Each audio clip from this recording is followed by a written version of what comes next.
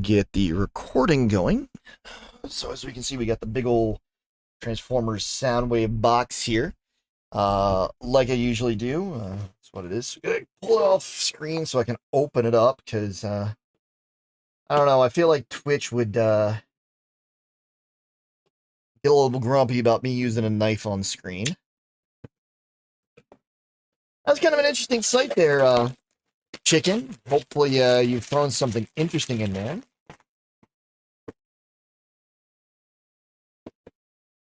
We got at least 10 bags. Hey,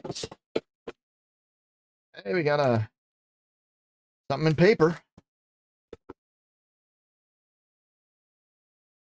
That's 12. I'll take and line these up, kind of get things kind of situated, all the safety stuff, because there's a electronic piece in here.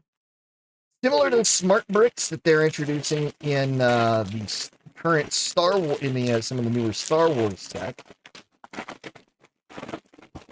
Bags. Come on, looking for bag one, and there's the instructions, but I don't care about those so much. Get that all dump it out. 11. Bag 2. Well, there's our bag 1. Get that there. Okay, we'll get these in. I'm going to put these over to the side in numerical order. Going to get the sticker sheet into the book so it can flatten out a bit.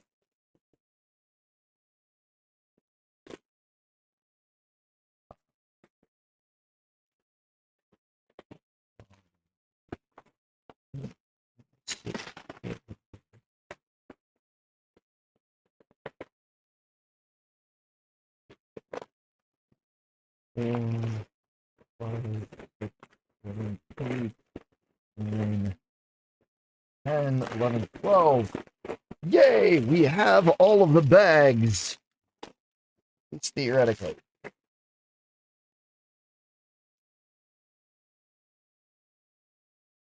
So yeah, hopefully y'all are doing good. Interesting. So let's see. Put a bunch of Smash Bros. Characters in. Like CNK has a little god of water, died of dehydration. I mean, unfortunately, that kind of checks out.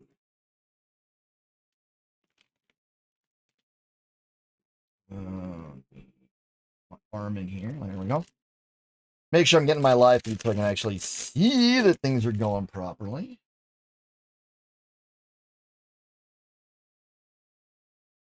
And as we like to do, we got our brick separator, which we'll stick up there for the moment.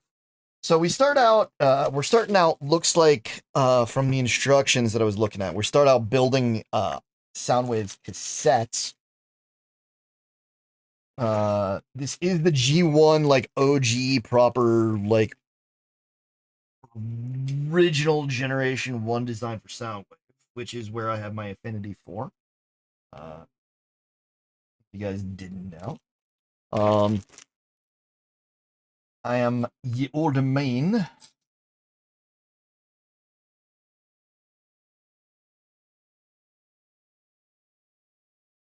Oh, what? There.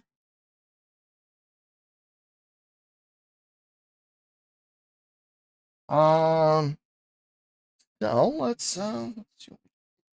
But yeah, so tomorrow gonna be doing that speculative stream stuff.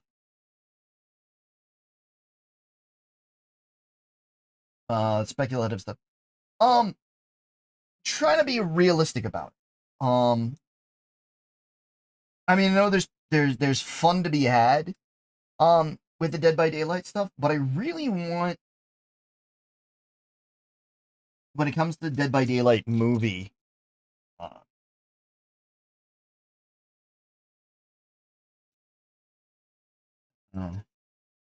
like it's speculative stuff. I want to actually be realistic with it.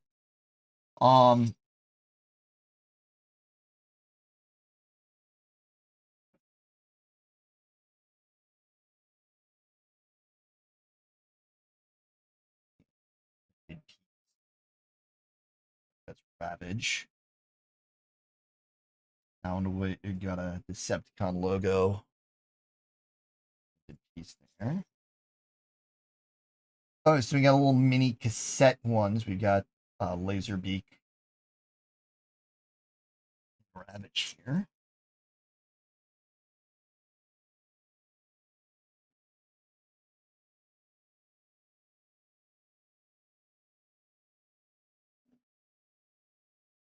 I'm gonna dump this one out.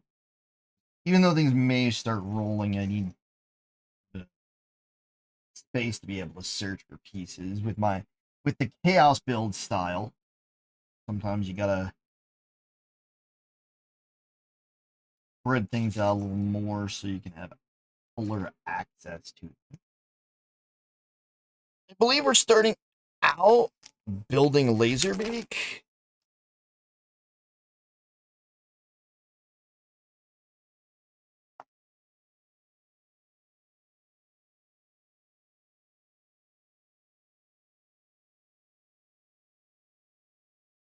Or not, I don't know. What's interesting is that the app instructions do yet again differ from the by a little bit. From that, let's get ready to skip this advertisement.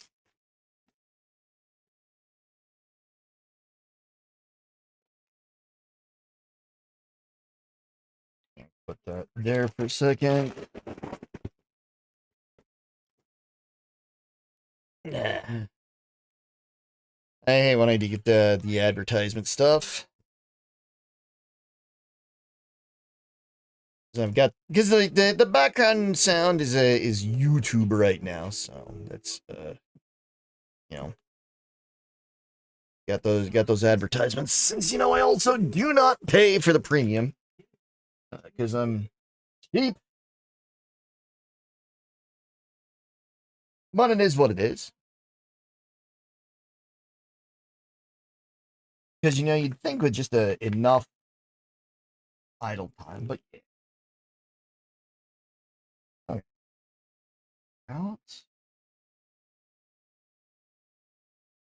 I believe we're building. Like I said, I believe right now we're building laser.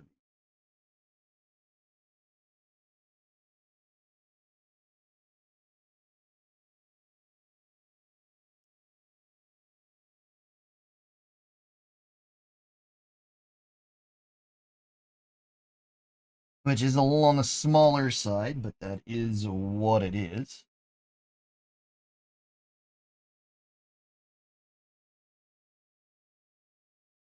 That is interesting to see all the chaos that you're able to that you're doing from that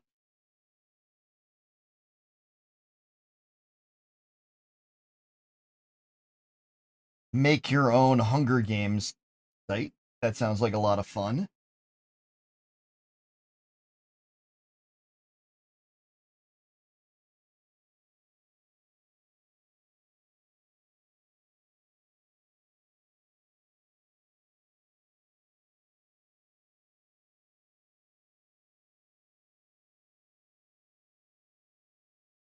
Any other peculiar mashups that you've ended up going through? I'm sure the ads are going on right. It says the ads are going on right now, so I'll be a little bit before I can get a response from you.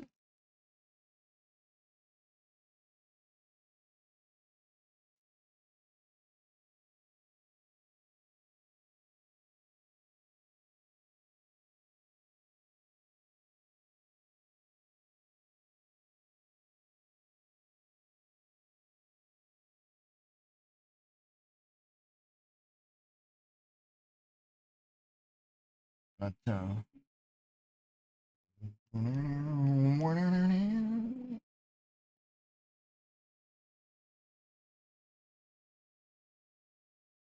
and the thing is that this is also going to give me an idea because of we're building one of the cassettes first. It is going to give me the idea as to how big this set's going to actually be. With all said, the OCs of yours and some friends. Oh. Nice. I mean, that kind of checks out. Everybody ganging up on the AI.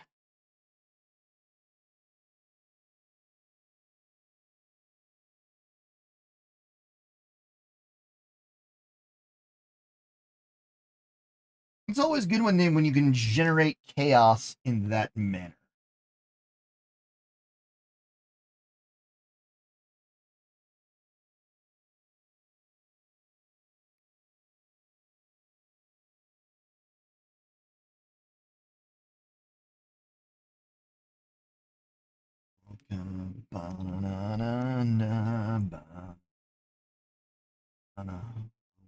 Wow, wow, wow.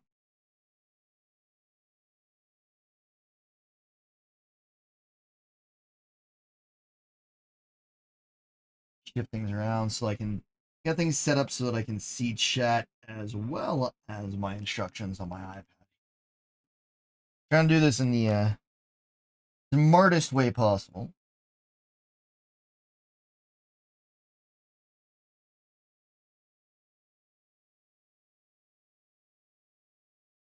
Mounting the cassette wheel.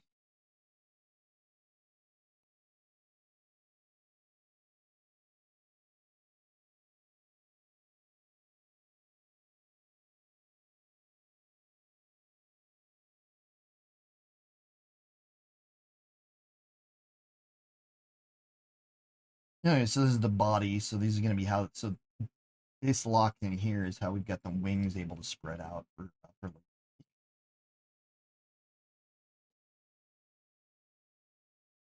I love seeing how things come together.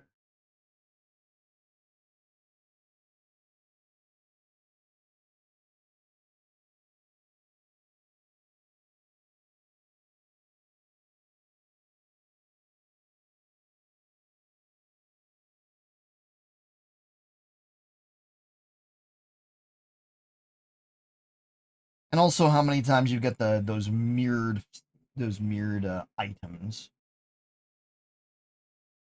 That wheel.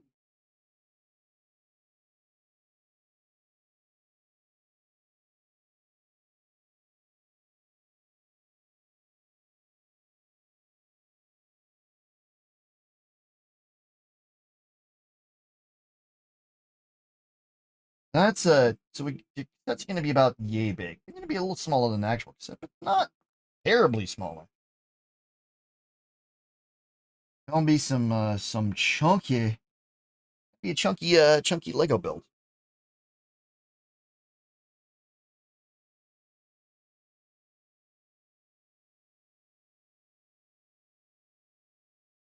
And I've been in contact with the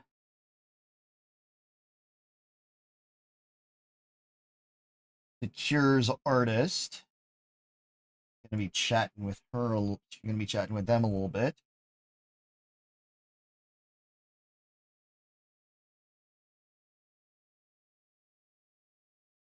Seeing how things are with that. Um,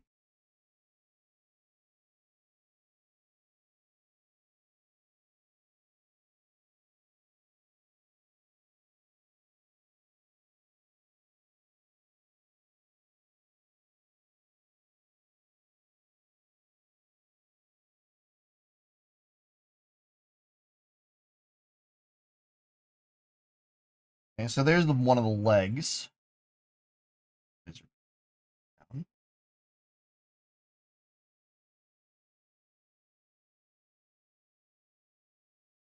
And when the legs are up, that's going to lock the wings in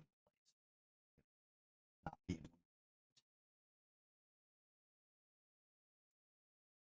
It's funny when you can see how pieces are going to operate to do different things.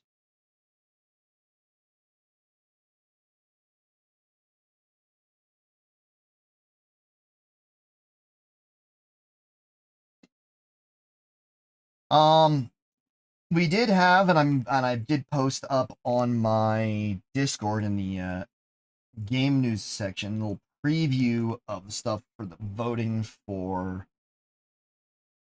the Dead by Daylight Grimoire.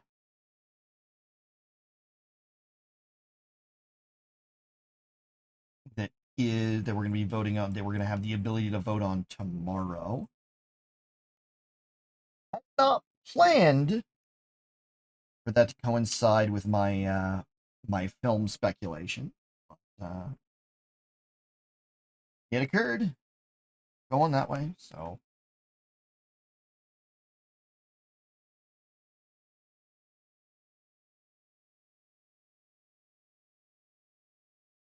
yeah. Hey, Jay, good to see you. Hopefully you're having a good day today. Talking about some of the speculation, I'm going to be doing a stream of Dead by Daylight movie stuff tomorrow from a film crew perspective. Hopefully you can come by and throw in your 2 cents on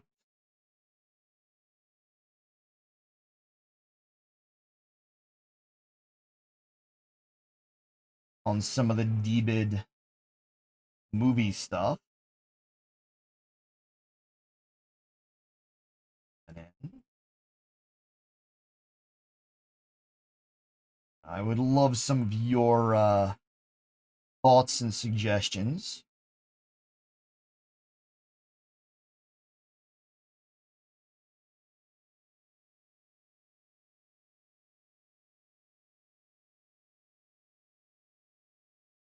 As well as going to be how we're going to be doing some fantasy casting.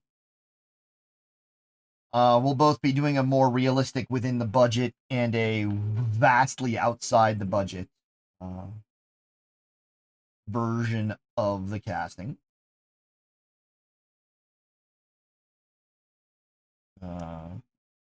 Casting speculation. We got a couple of, like I said, I got a couple of rules laid out that I've got typed out in a Google Doc that I will be utilizing for purpose.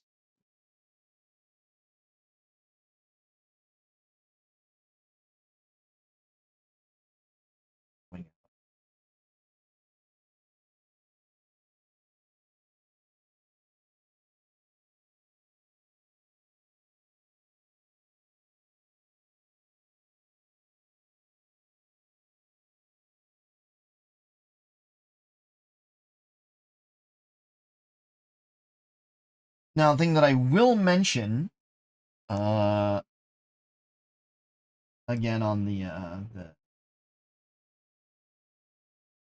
Indeed Fisher, on the speculation, one of them, the easiest, the main rule, and the one that we do definitely need to keep in mind is no licensed killers or survivors.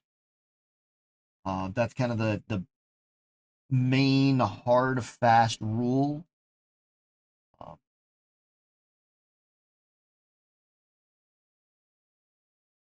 With all of it. So we're not going to be like looking at Bill or any, except for, I mean, Nick Cage, because Nick Cage is Nick Cage. But as far as like we're not going to be looking at like who would we cast for Laura. No, we're not.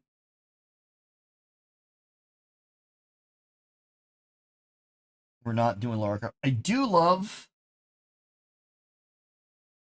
Mine was actually gonna be not LeBron for him, but I was actually speculating like Kane Hodder. One of the like the most prominent Jason. That's who I was gonna go for him. Because I do want to be like realistic. I do like they did the printed face for Lazerbeak. Thanks for that follow, Bubba. Greatly appreciate it. No, but I can understand.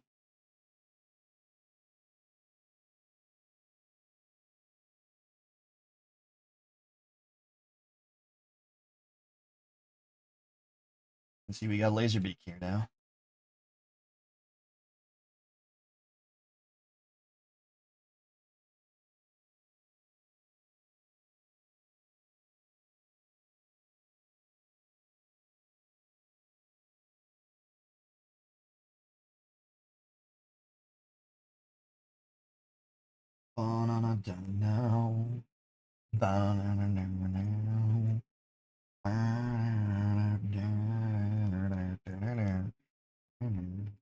Yeah, my intro music still stuck in my head. For good or ill.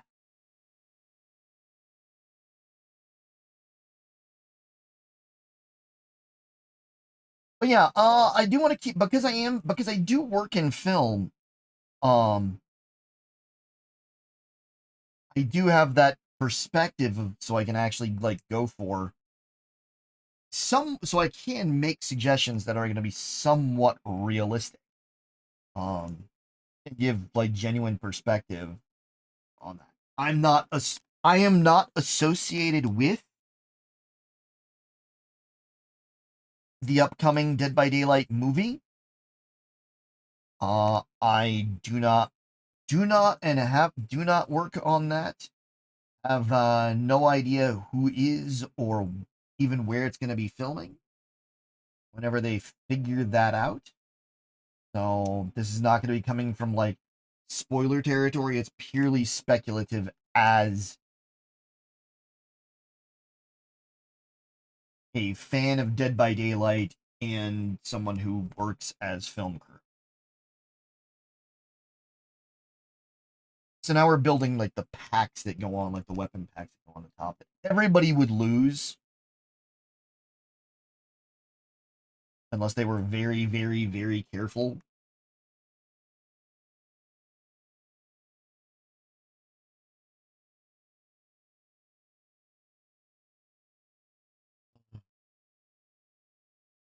Sorry, you guys get to hear some of the advertisement stuff. Hopefully, it's been relatively low because I wanted to keep it super duper in the background.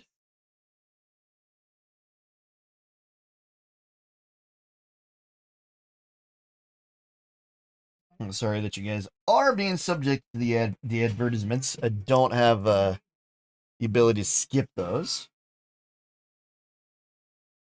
But at least after the fact, you're not going to be not going to hear them. There we go.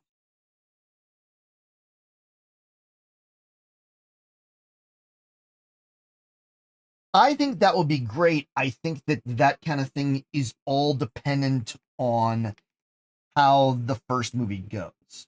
Um, because like it's a situation where um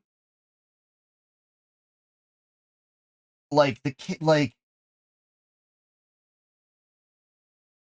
I would love to do a cross between, this is purely just pulling out of my ass, spoiler stuff for tomorrow. I would love to look at the Descend to Beyond chapter as well as Nick Cage's chapter.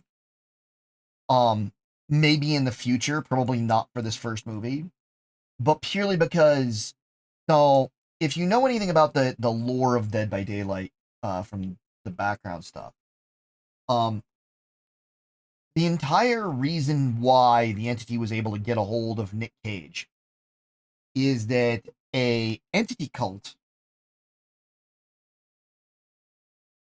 was basically hired Nick Cage to be in a movie that is based on what we know as Descend Beyond, which was the Dredge, or sorry, was Blight, and I believe, uh, and Felix. It was Blight and Felix's chapter.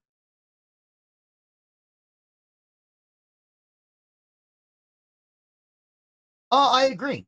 I wholly agree, Jay.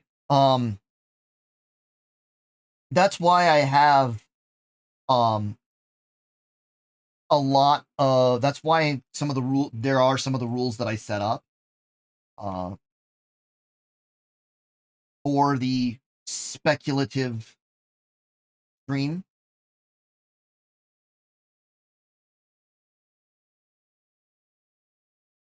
Um,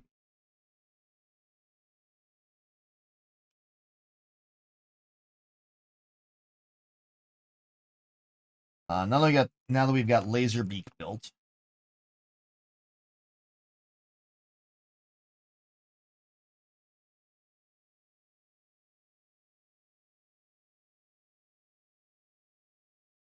um,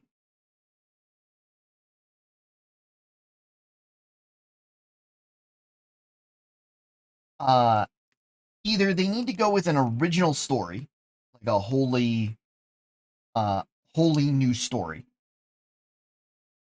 or go with something that, um, well, that's why budget is something that I'm going to be looked at. We're going to be looking into as part of the speculation because we're going to base the entire thing on the rough budget of um recent Blumhouse movies because it's being made by Blumhouse. So putting in roughly $12 million as a budget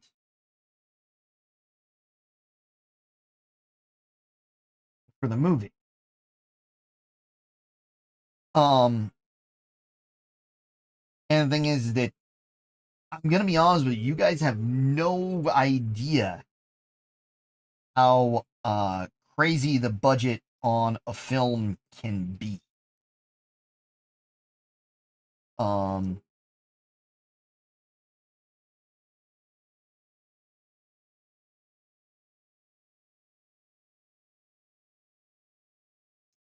just from because I know these things because I work on them and I see behind this. I have a lot more behind the scenes awareness of these kind of things. Um, but yeah, that's why we're gonna be working with uh, on all of that. Tape deck, and we got Ravage there.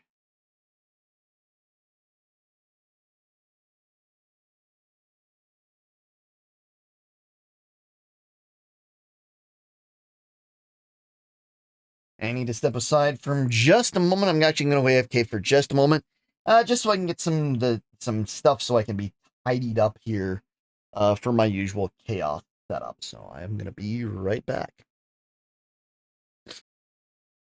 Thanks for waiting. Sorry about that delay. Get my storage bags that I use.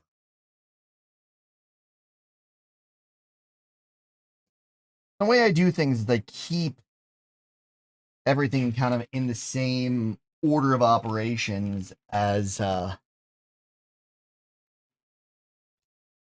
like if it was in bag one, it gets its own new bag one. Um, and it'll go back in the box. And as you can see, any spare parts will go in there. In this case, especially if there is the possibility of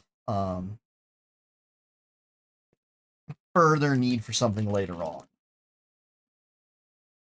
So now what we're going to do is we're going to start building Ravage, our other cassette buddy, to iconic. Because there was Lazerbeak, Buzzsaw, the two birds, and then you had Ravage, the panther, and then Rumble. I forget the other one's name. Oh, sorry, bad Transformers fan. Um, but yeah, so we're gonna proceed.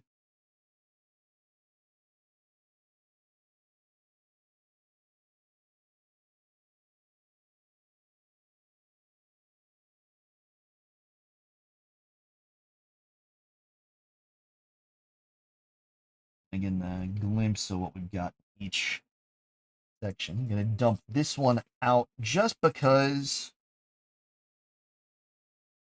we have kind of a big pile that we gotta work from. And I do chaos build style, so I don't do like knurling or separating and all that.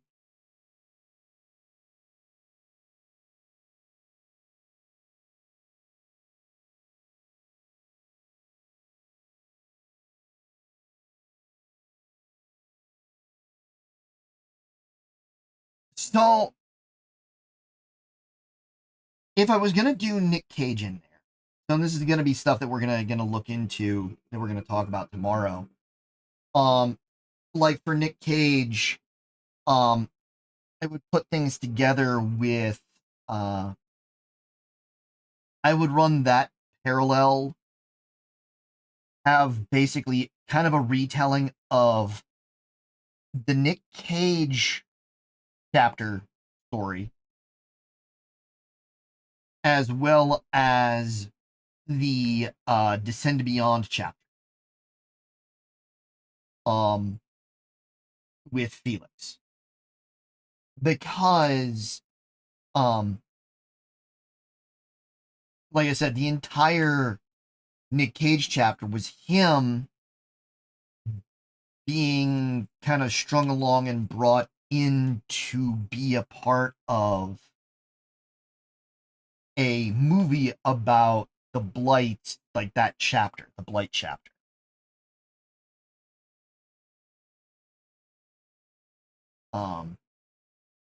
And you integrate some portions relating to the actual trials. But the focus primarily being on that interaction, because you have to sit back and look at it from the perspective of Dead by Daylight needs to be entertaining for and make sense for people that don't already play Dead by Daylight.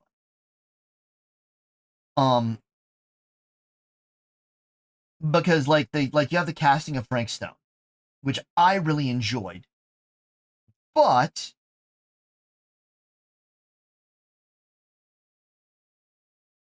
the casting of Frank Stone had some issues, and I'll admit that, even though like I really enjoyed it. But one of its issues was that if you didn't have, like, it wasn't very, it was too much Dead by Daylight. I agree with that. I can completely agree and understand that. I'm just going with the speculate, going with what would I do and how would I put that in. Um, I don't think that that's what I would do. I think that it's more a matter of what should. Second, pass this advertisement live at least.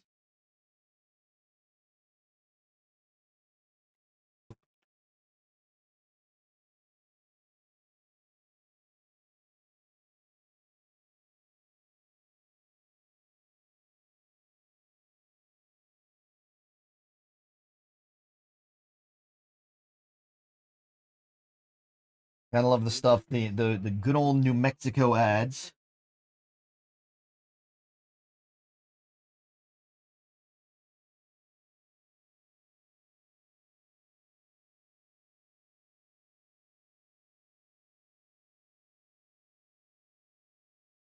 There we go. That's it. But it's a matter of like, I would definitely want to have it be um approachable.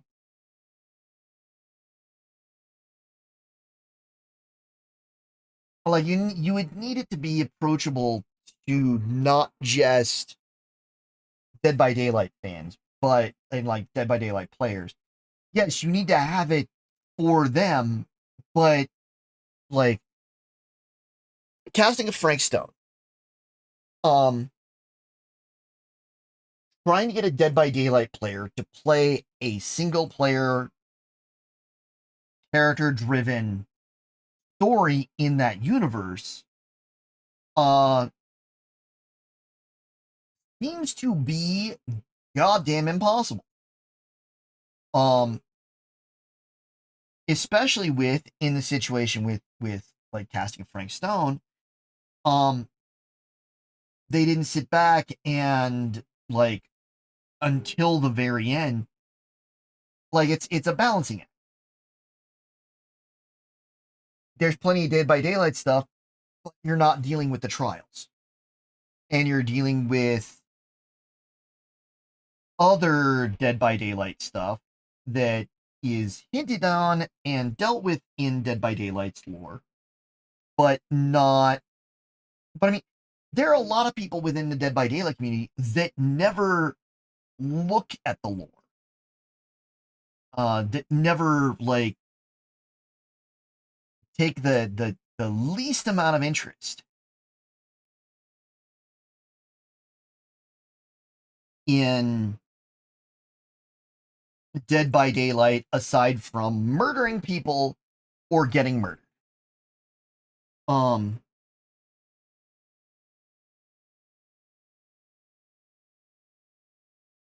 and so that's why these are the kind of things that you end up having to sit back and you have to balance those. There's a lot of balance that's got to go on in everything. And Blumhouse doesn't have an easy job in in making a Dead by Daylight movie. It's hard. Like making a video game movie in the first place is hard. Making one that from something that has as much convoluted nonsense as Dead by Daylight is going to be even harder. Um,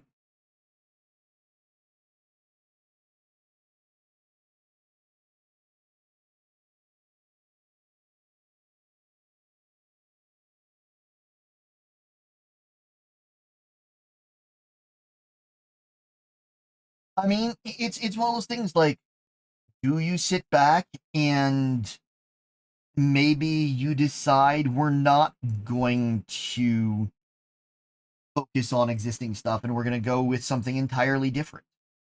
Like we're going to go with entirely new characters kind of thing. And work toward the trial like they did with casting of Frank Stone. And I go back to that because that's the first project really that's outside of the core DBD that's within the universe. Um,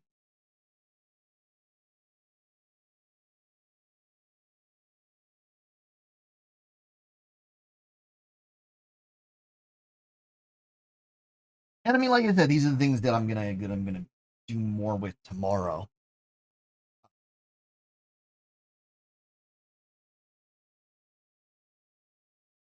Because yeah, this is gonna be a bear of a movie to deal with. Um,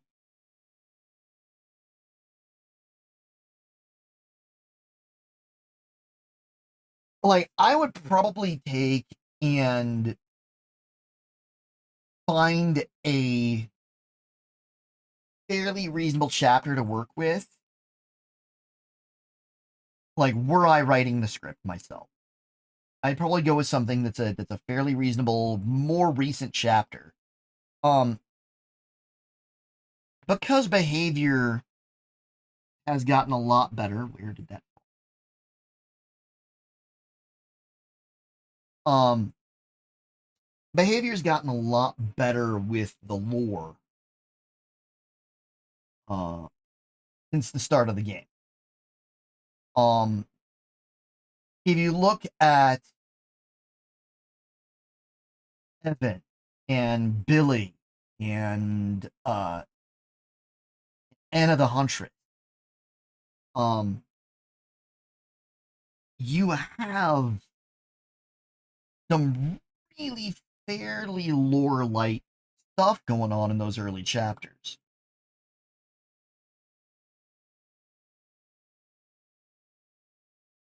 And it can make things a little on the difficult side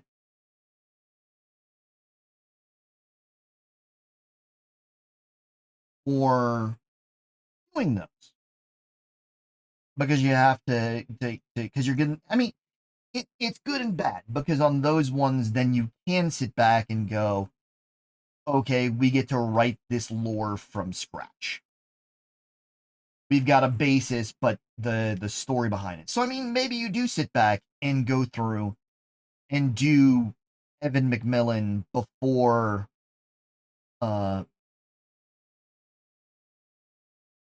like do the story of the Trapper before he ended up in the Entity's realm. Maybe you do that. But yeah, these are all things that we'll talk on tomorrow. For all of this. And yeah, hopefully we can have some good quality discussions on that.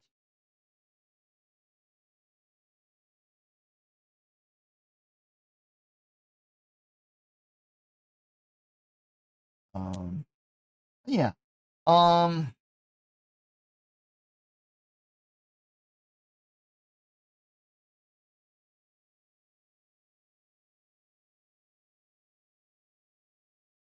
Thank you for that, chicken. Give me just a moment, and I'll have some. Gonna have some of my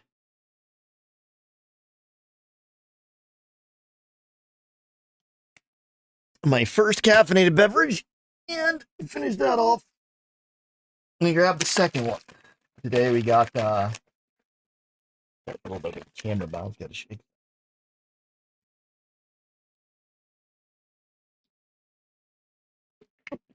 Hammer Sup's main one for today is Goof Juice, Moist Criticals flavor.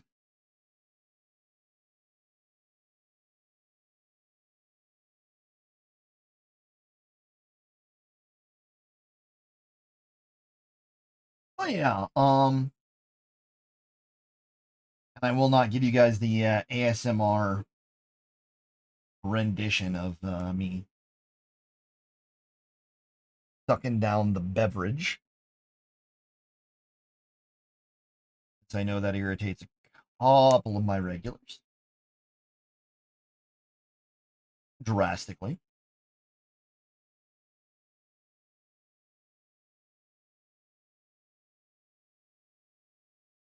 But yeah,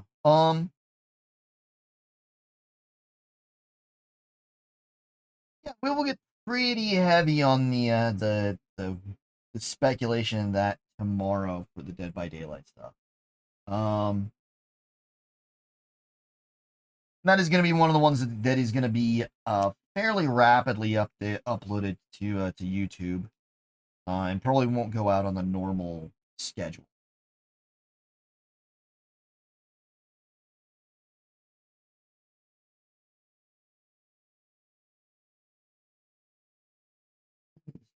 Now we're putting on the base for the. I think this is the base for the tail down here.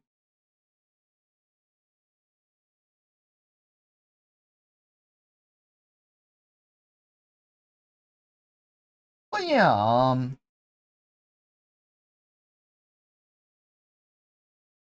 and back on to what we're actually discussing. We got the printed head for Ravage here. Love when they do the printed pieces. Also have the printed. Here. We also got the printed Decepticon symbol right here. Decepticon symbol right in his dome. You got the splayed out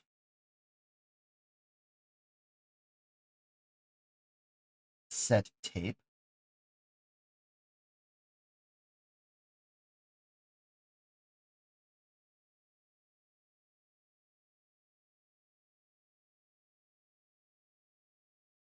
We'll see how he all folds up. Later instructions.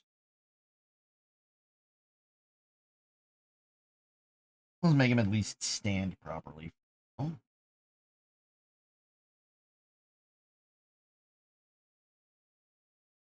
Because right now we're getting the that spindles on the actual cassette.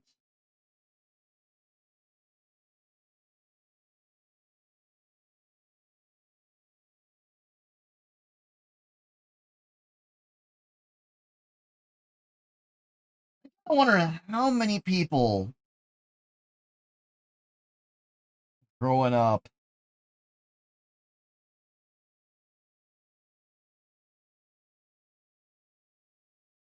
might have had family who might have had like ended up with the family pet being a cat because they liked Ravage.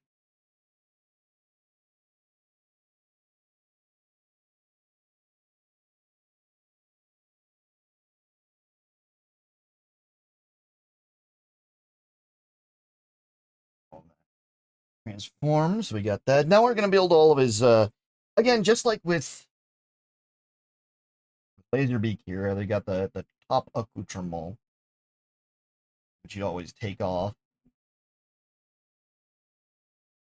Which always get taken off and occasionally lost.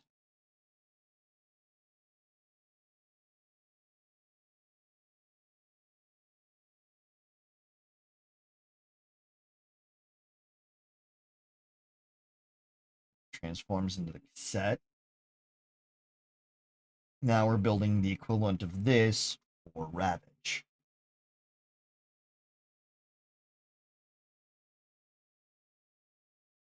Kick back. Actually, I think this is Buzzsaw. I think Buzzsaw is the one that actually can't. It's funny, they used Laserbeak in the show, but Buzzsaw was the one that came with Soundwave.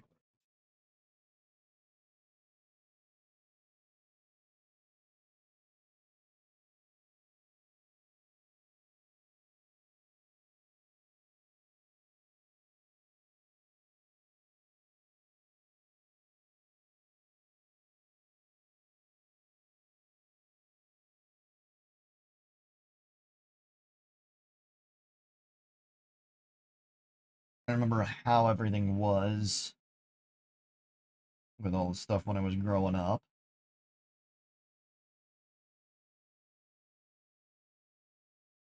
Since I was one of those kids that grew up during the Gen 1 Transformers era.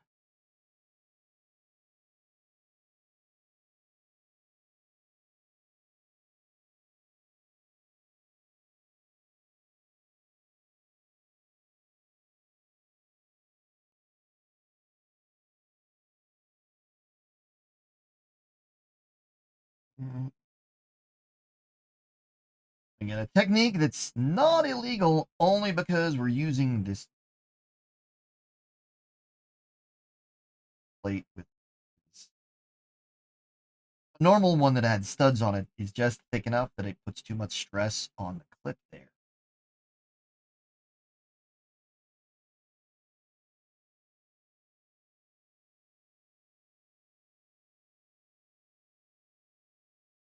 Yeah, you had.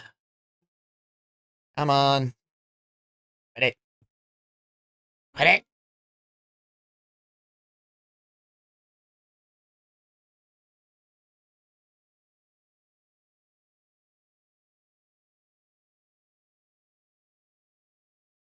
I don't care about the Lexus.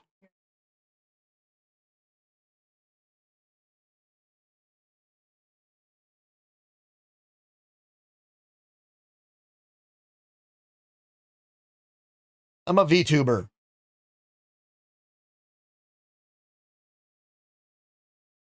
There we go. Get back to the get back to what we were doing. Yeah,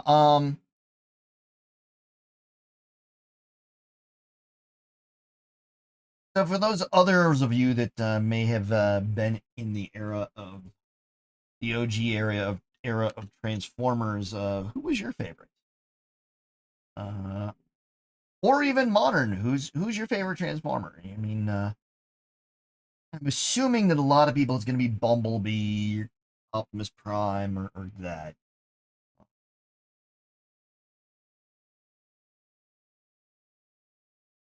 But I'm just curious as to how many of you may have a preference for Decepticons or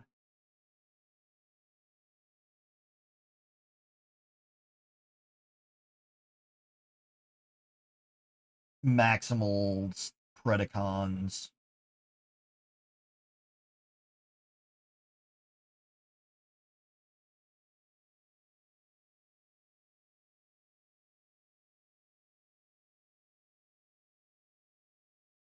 Up, off,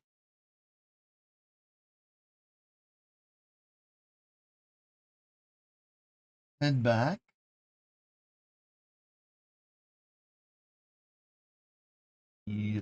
Legs up.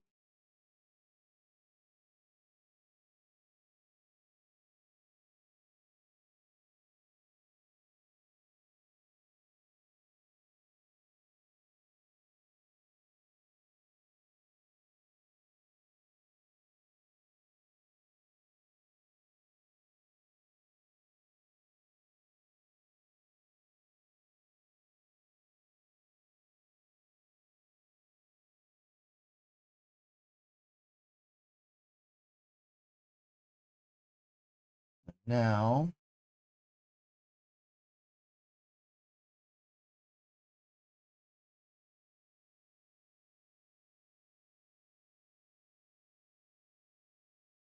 and so now we've got our two cassettes.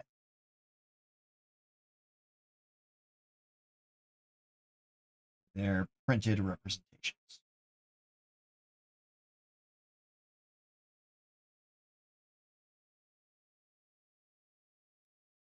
Let's transform it back into the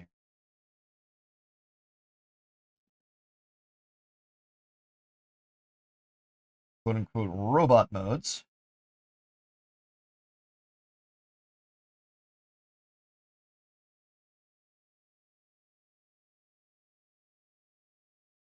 So we can now move on to the main event.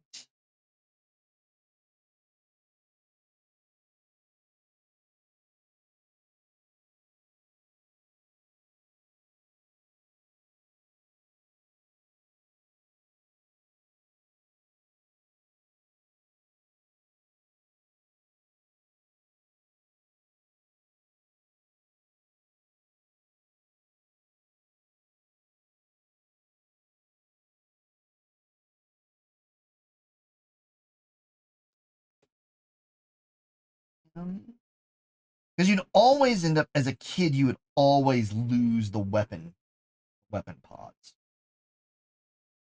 on the cassette. Autobot, Decepticon, Blaster, Soundwave. Didn't matter who it was, you'd always lose them. Mel, good to see you. I'm assuming you're gonna definitely be here tomorrow. Awesome. I am assuming that that tomorrow you're gonna be joining us nice and early for the for my Dead by Daylight movie theory crafting and speculation stream. Had a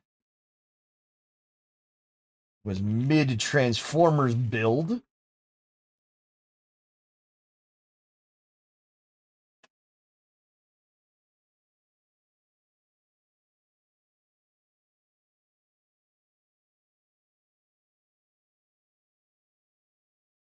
Now we're gonna start in on Big Homie.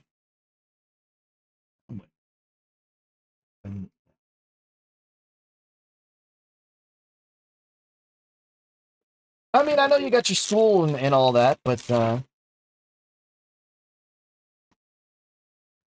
know, it'll still be good to have you here for whatever you can be. Jay and I were having some discussions. Oh, good to see you, Luna.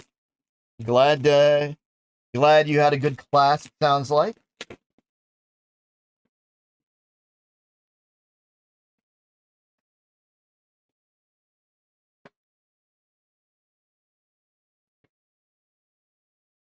We're going to sort these a little bit more than I usually do for this one.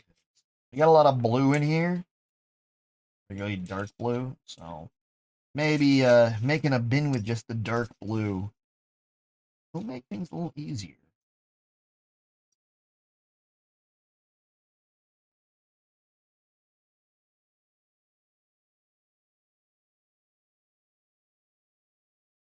Because, you know, I do definitely enjoy the chaos build. But sometimes it's frustrating rummaging for the piece you need.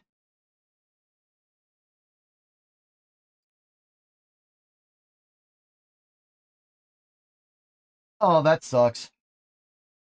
And I know how you are with spiders. Hopefully you didn't get in trouble and you still were able to learn everything you needed to. And wanted to.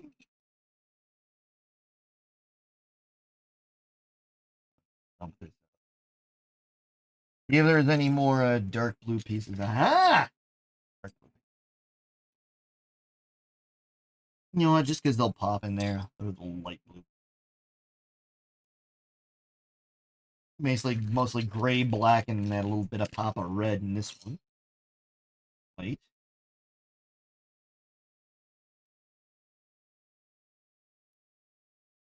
We do need to work on practicing sign language, getting me to learn.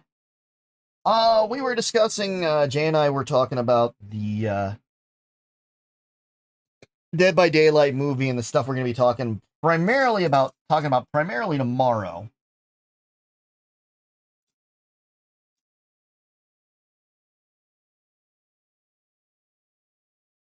Or the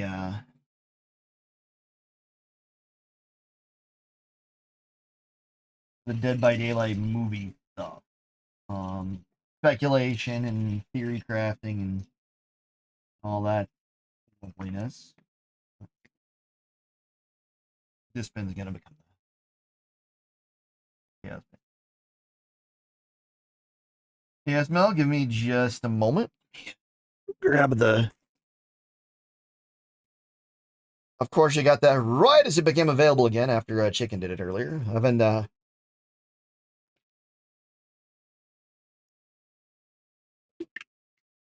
some goof juice, strawberry kiwi.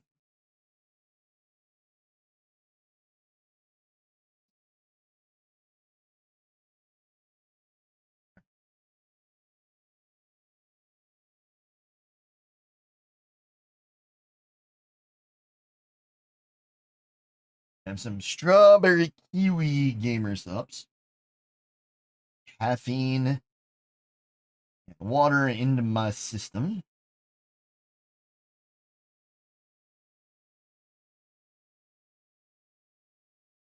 Oh, yeah. Well, we'll work on that. We can do more of it. We can do some of it tonight.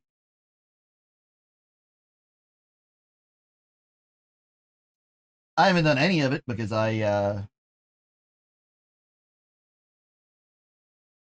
hasn't been what I've needed to focus on. And you haven't necessarily called on me to help you, so we'll work on it tonight. We'll work on it in the evenings after streams.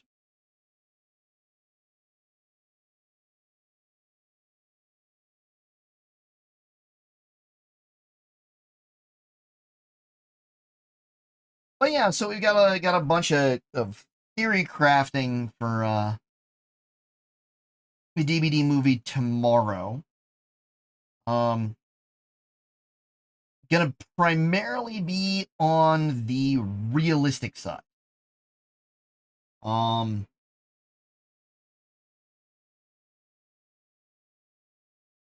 Like anything we're gonna be speculating about is going to be in the actual realm of what would actually be necessary on production. Not just, ooh, hey, how about this person playing this character or this person playing this character?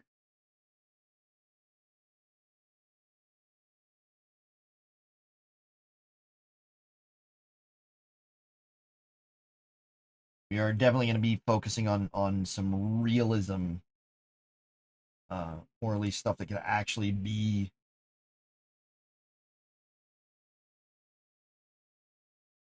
laid out.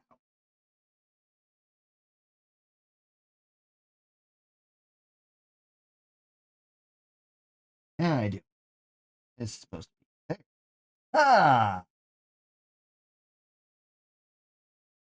you know.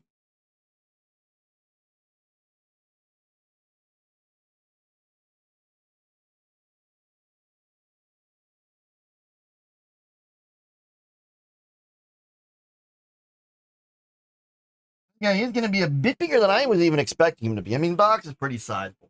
I didn't. He's pretty much going to be 1-to-1 with how he is on the books. That's going to be pretty cool.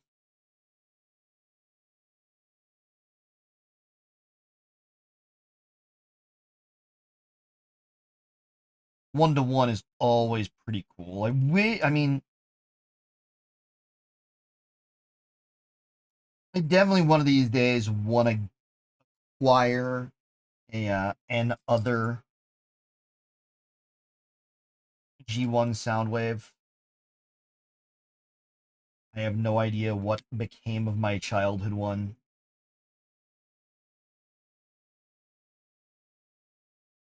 Whether it went to Goodwill or the dump.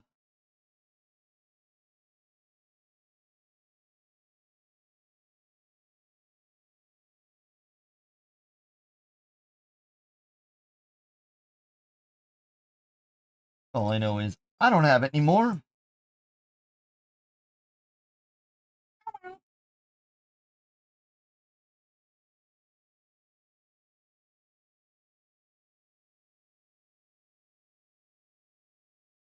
Yeah, you gotta kind of sit back and just be appreciative for what you still have access to. It is the one.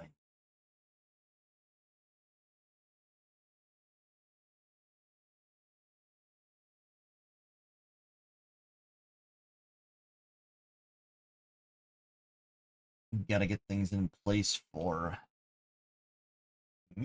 mechanisms that are coming up.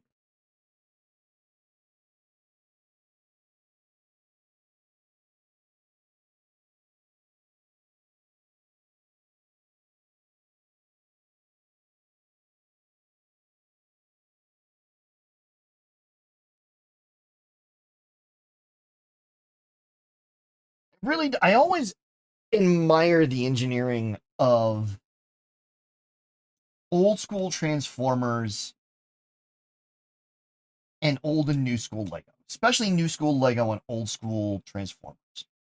The engineering that goes into those is always into both of those is just always amazing. Um, I think back in the day, the Lego engineering was cool, but not as cool as like modern Lego engineering is. But then the Takara Tomy and Bandai engineering that allowed for the Transformers from back in the day is always amazing.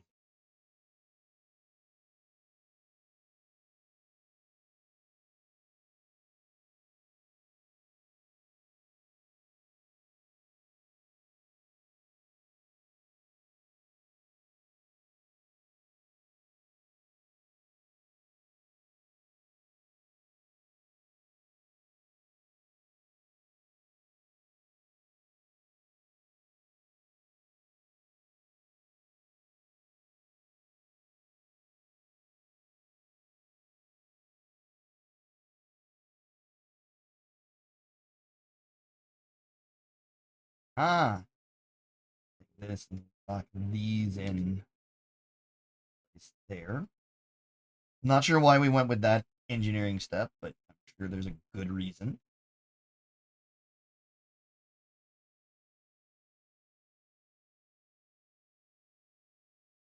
We shall see what we see.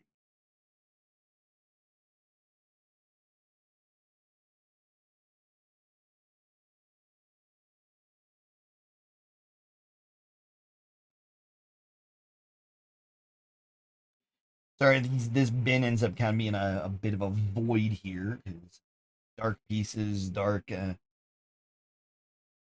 just dark on dark on dark.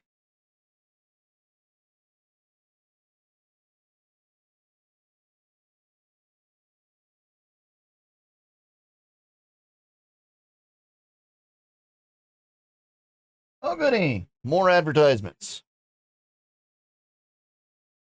Don't care about clarity.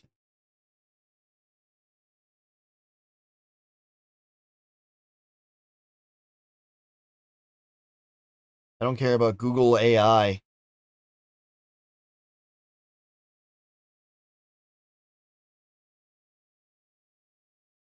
There we go.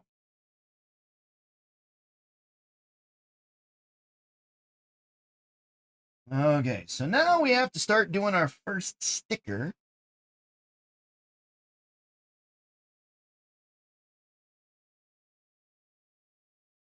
Pull that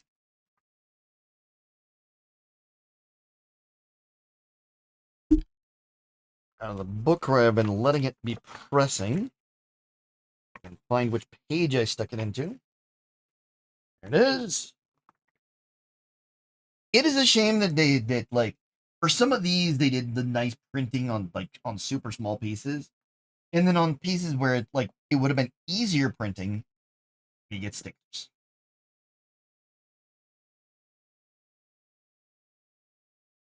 And the pro tip if y'all didn't know for your Legos, you use the brick separator, which comes with most larger sets.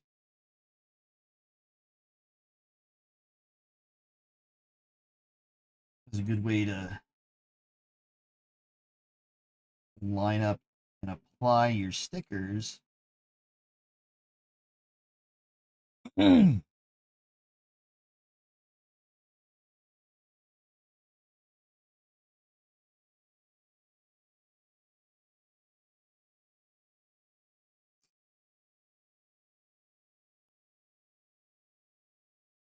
So they all stay nice and tidy. Hold the play button, which theoretically I believe this will end up in front of. There's a sound brick in here, which has some of the classic lines.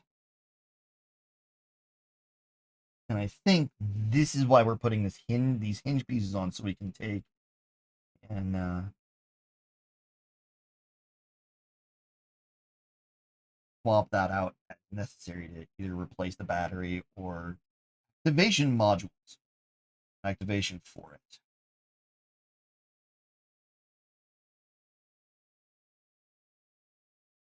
And clear her handle.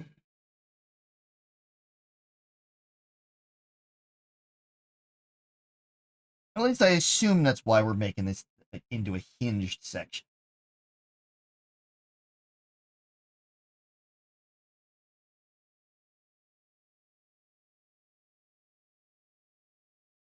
Don't see why we would hinge this. I mean, yes, so you've got a little bit of play for pushing a button on the sound break, but still.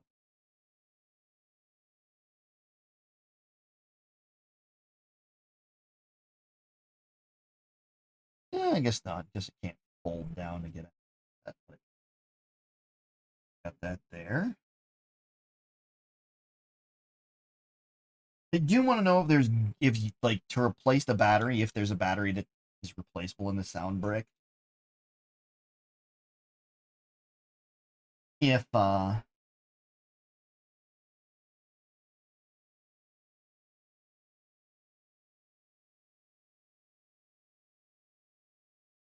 that is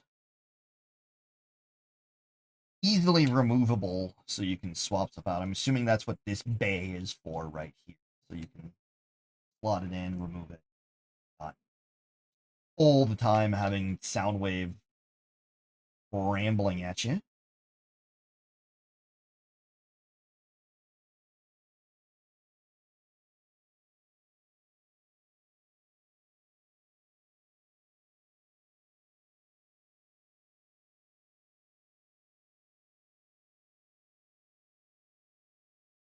I do love getting the classic, all these classic elements of him from back in the day. Kind of wish these were chromed pieces, but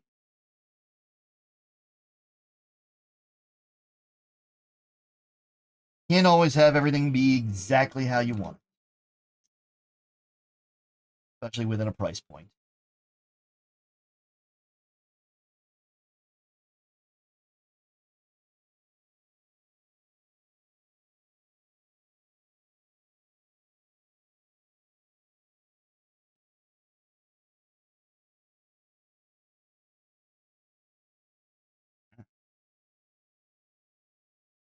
Just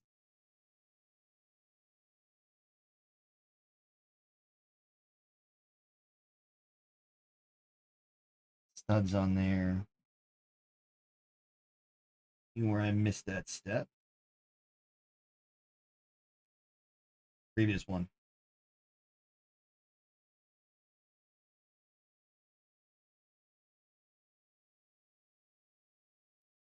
Always fun when they put stuff in like a weird view.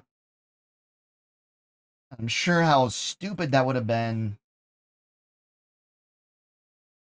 in the paper instructions where you can't rotate the piece to see how it's supposed to be.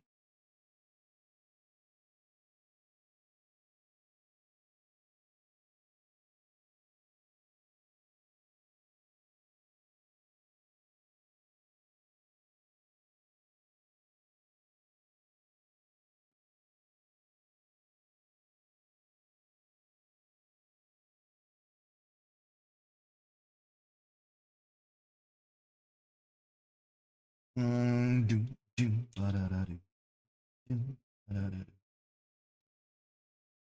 pieces here. Kind of the lower portion of his torso, where his like his hip section. And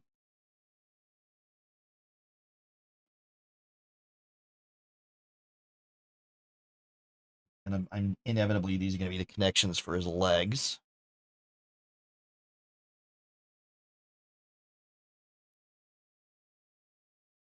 Another ratcheting available to us.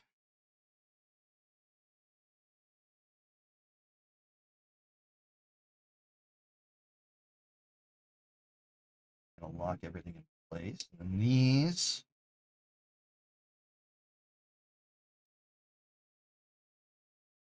we're gonna end up with being able to rotate things and fit the legs and hips and all that.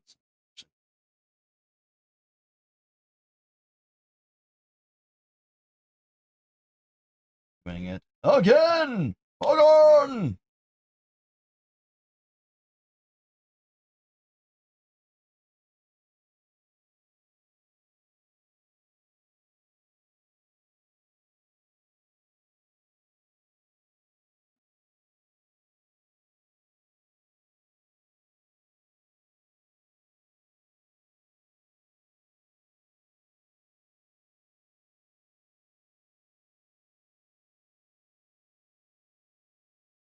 Each one of these is gonna slot in here.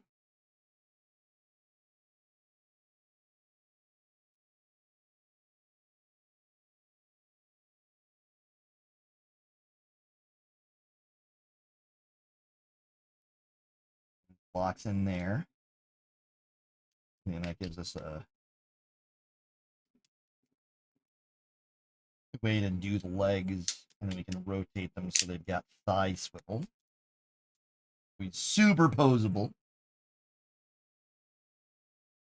That's gonna finish up that baggie, which means it's time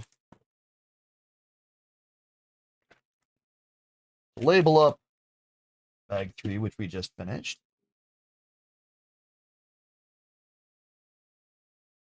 Get our spare parts.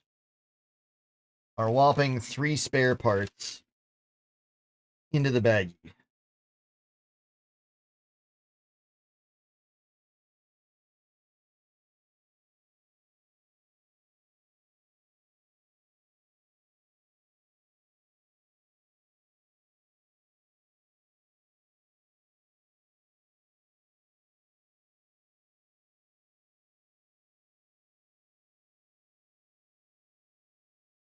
And we'll see where we get to in all this.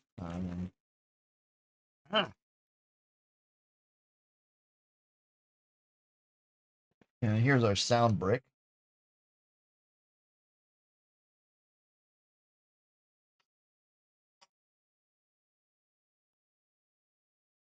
Unfortunately, it's not getting picked up by the microphone, but it's actually pretty cool. It does have the nice spot there.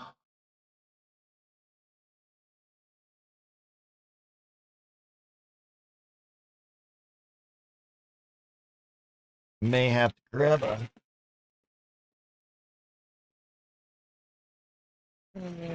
Actually, we'll do blue and yellow in here.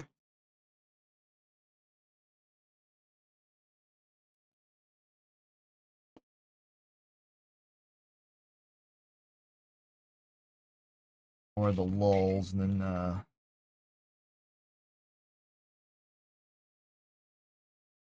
so let's get these separated since we can do these pretty quick. Open dump. Open dump. Goes over there. Dump. Over there. This one requires a little more sorting.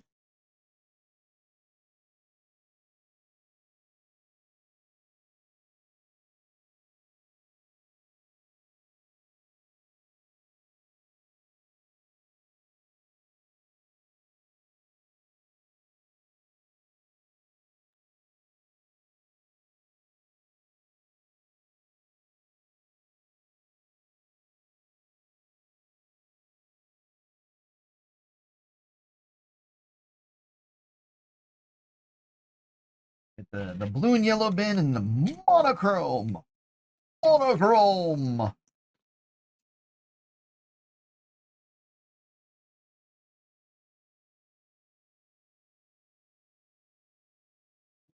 Blue. I'd rather have a little bit of a color variance on the bin for y'all so you can see where we're going. Where we're going, where we're headed.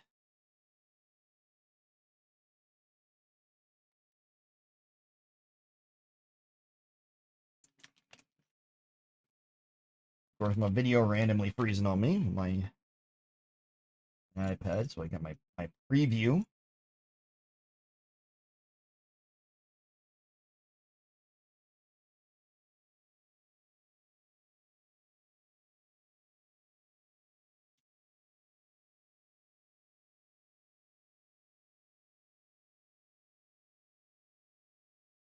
Just so I can see what y'all are seeing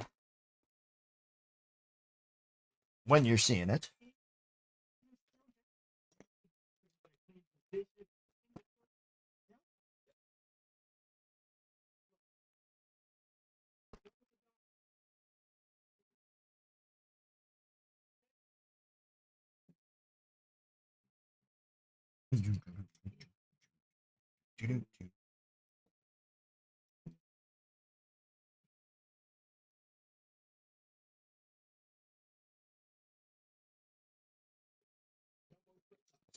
Okay.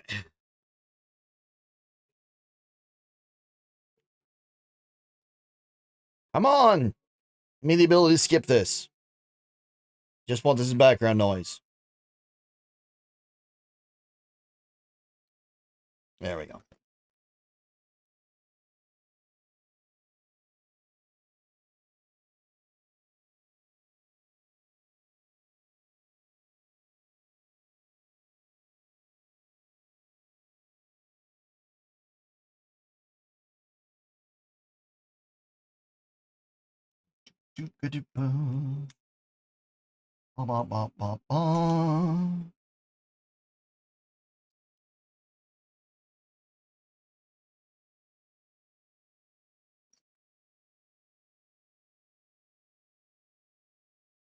This is gonna end up here in some way, like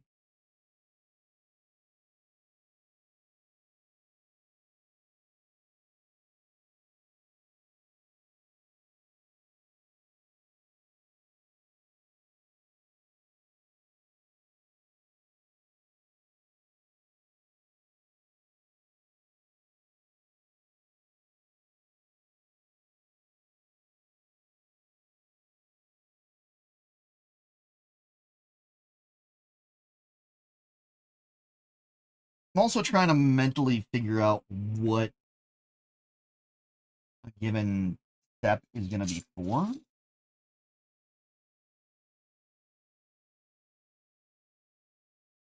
Like, is it going to be for the cassette bay? Is it going to be for legs? What is this given step that we're at going to be for? I mean, I'm still curious as to, like, can Ravage and Lazerbeak fit into the chest cavity of Soundwave when he's all built and together.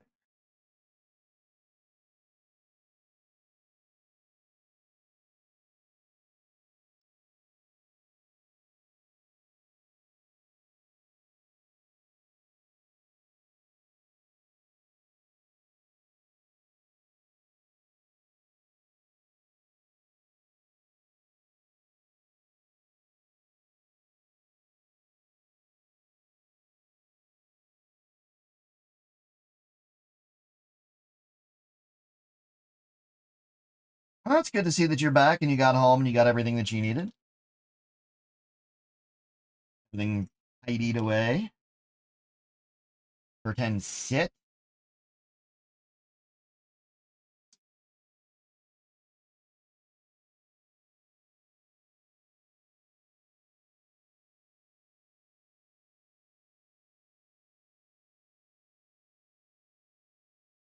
That there for now.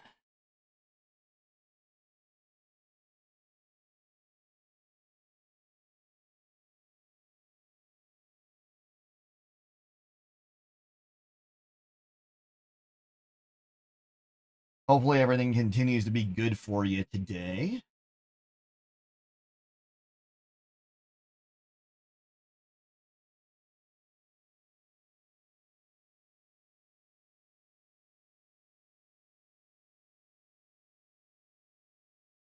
These back here. I think these are supposed to be like the tape pickups. It's funny when you sit back and you like look at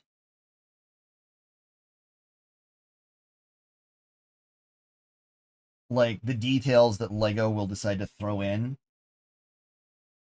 Uh,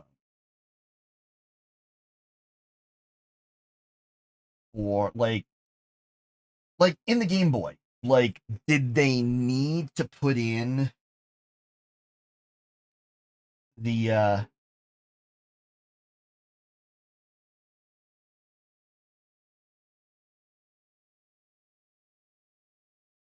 the stuff inside the cartridges so that they looked like a Lego representation of the actual cartridges that from back in the day? No, they really didn't.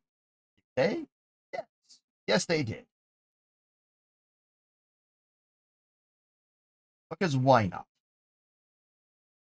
Why not make them look as accurate as possible? And like in this, throwing in details that maybe wouldn't have even been in there in the original. But it's a cassette deck, so let's make it be a bloody cassette deck.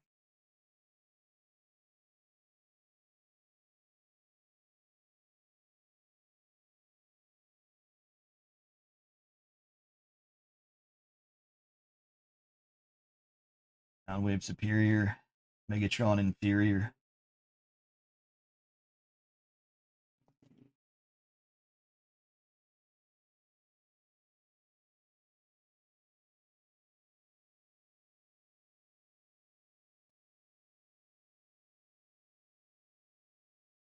But yeah, so yes, for those of the, but for yeah, for those of you that were Transformers fans in your younger years, what was your favorite Transformer? And if not, and if maybe just nowadays, or maybe you're a fan of the Michael Bay movies. And that's your touchstones that you've got to the transformer. What are your favorites? Now and then. Like on the Autobot side, I was always a fan of Jazz, but Soundwave was always my favorite.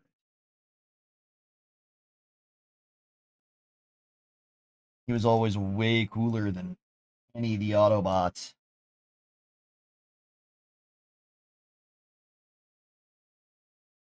And he wasn't as kind of, it's like some characters were like Shockwave uh was always like super evil compared to when you look at the like stuff within Transformers.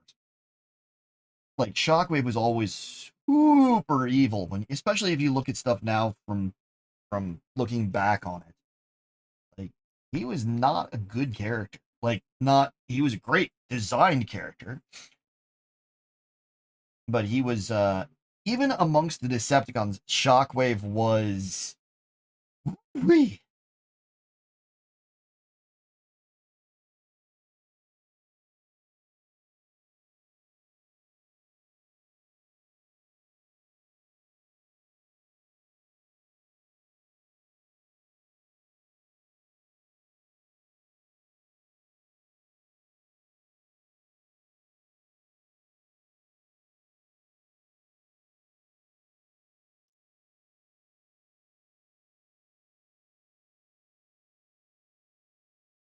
So is everybody looking forward to the next Grimoire voting in DVD tomorrow for our angelic killer?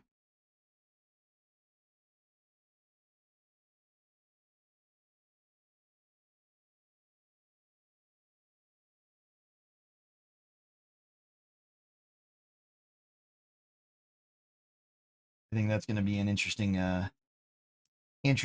thing. Post apocalyptic angel killer, or at least post apocalyptic survivor, like post rapture.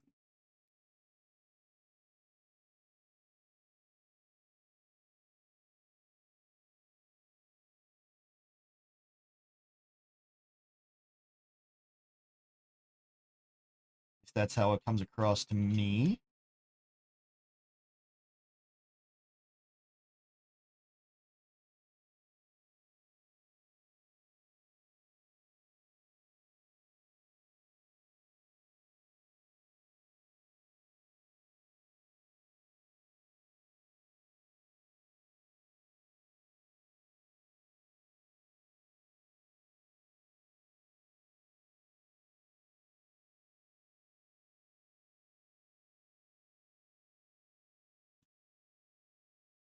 Dropping stuff.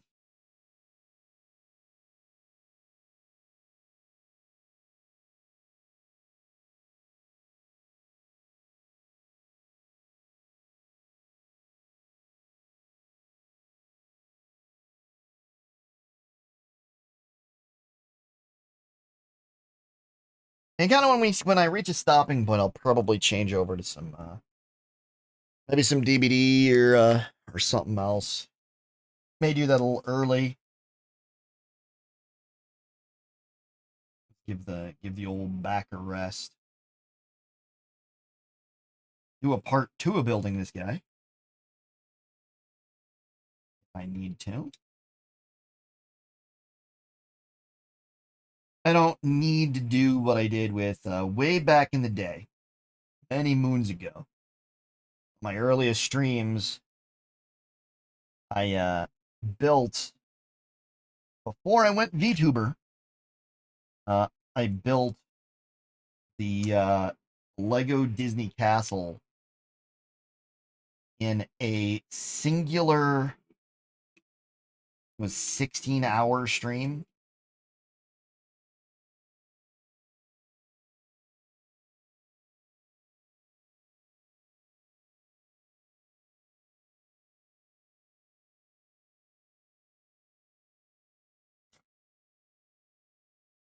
It was rough.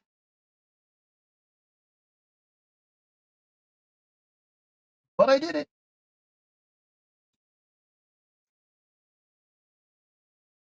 Did it, got there, made it happen.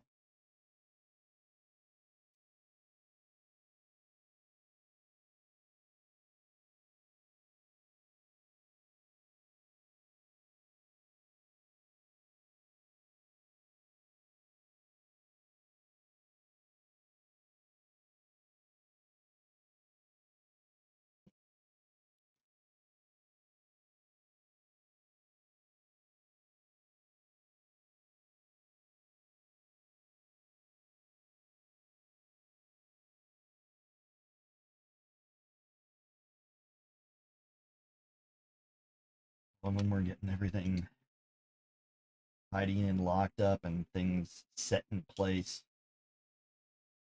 I know this is for the door.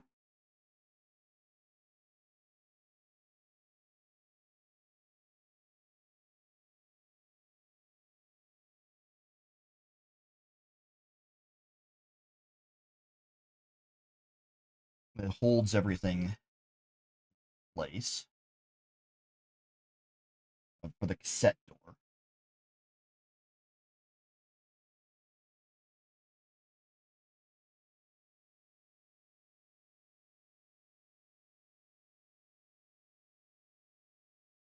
I'm intrigued to see if these guys will fit. Gesturing. Lazerbeak. Ravage.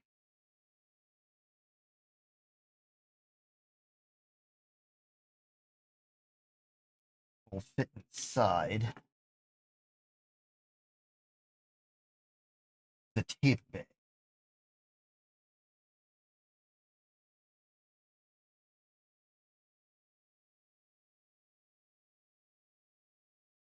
I hope so. I always like when that happens. And I'm sure they will. I'm sure that that's part of like why he is the size that he is.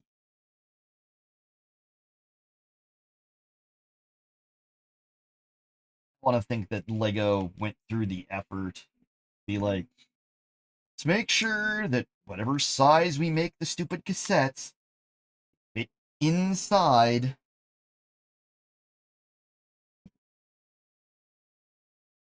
It's just off.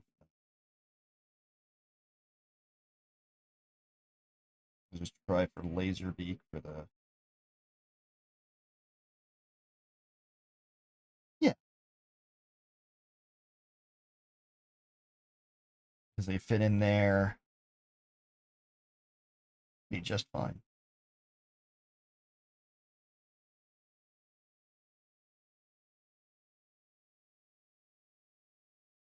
That's good to see.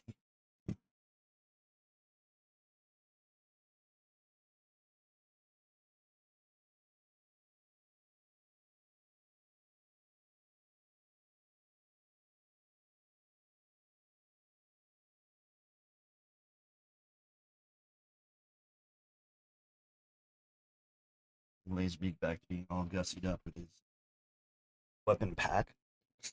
And like I said, I remember as a kid, like anytime somebody had Soundwave in the cassettes, like it was a damn miracle if they'd managed to not lose the weapons packs somewhere in their living room, into the vacuum cleaner,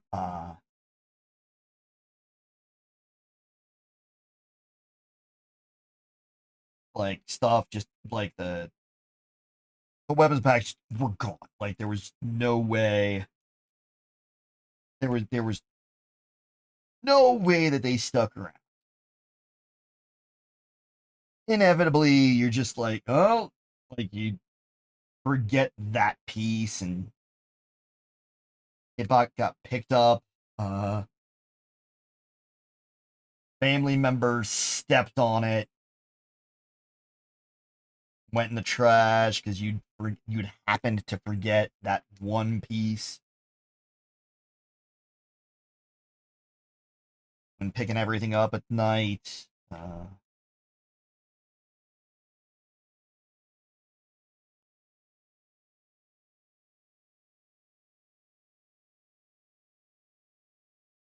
It's inevitably like I don't think I had me or any of my friends still had like all of the components for their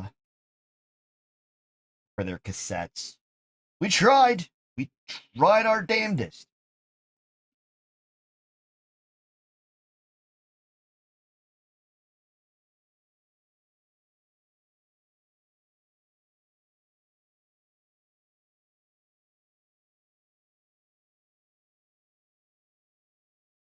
But yeah, did not happen. Most of us.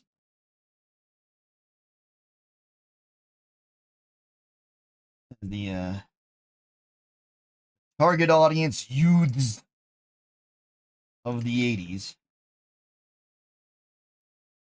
That's why I love having. That's why I love having the Lego version of Soundwave because I definitely know I'm not gonna misplace pieces. Because losing the Lego is a lot harder than losing a piece of chromed plastic.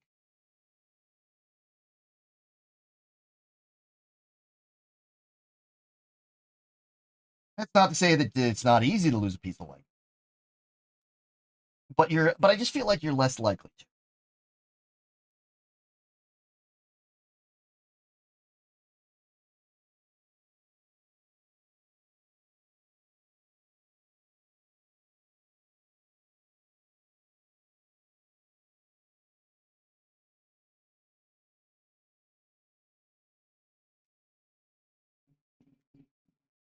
And that definitely is going to be a big enough cassette bay for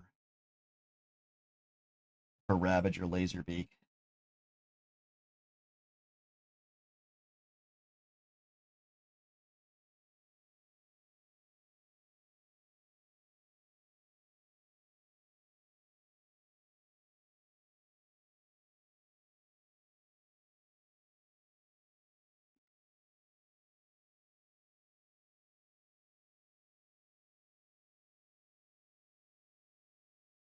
And I love all the like the just the little pops of color and like the little things that would have been stickers back on the OG Transformers.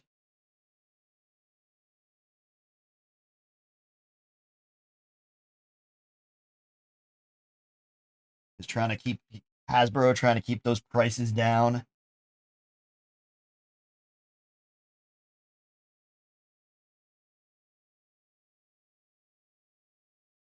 And I remember when like Hasbro had their Creo, their competition building sets for their own personal competition to Lego, and I think they realized that we could make these ourselves, or we could pay the ones that people actually want. We could partner up with the ones that people actually want and trust, as opposed to just trying to force our way into the market.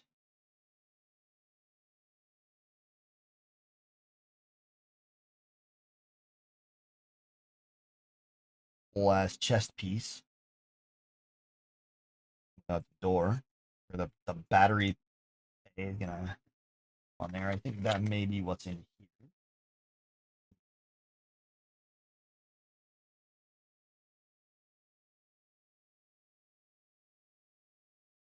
Thanks for the alert, Jay. Greatly appreciated.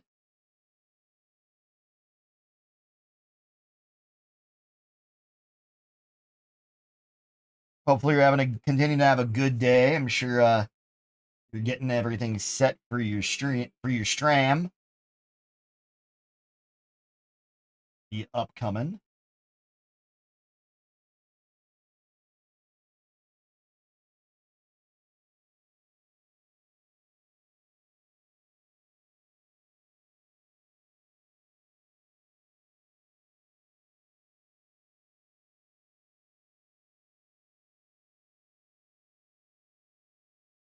I love that it even should like it's you guys can't see it, but I love that it's actually showing me a view of what it's supposed to look like.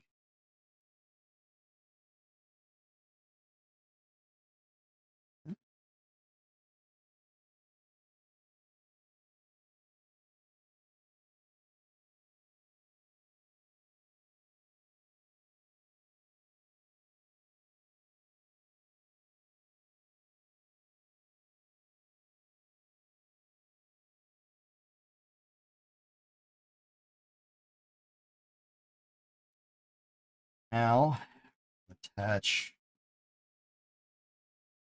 just piece to the pelvis. And see, there's the sound brick. But you guys can't hear. I mean, you might get a little bit, but not much.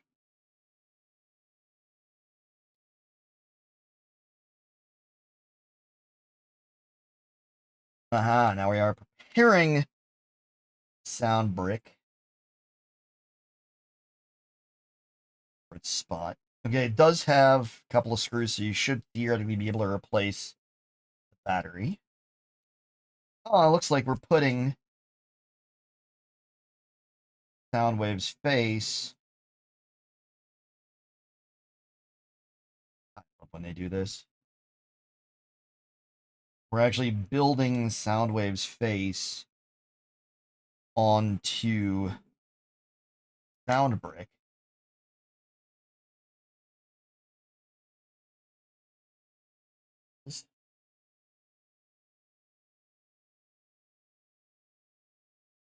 So then when we slot him in, we know that it's him, and he doesn't have that wiggle room.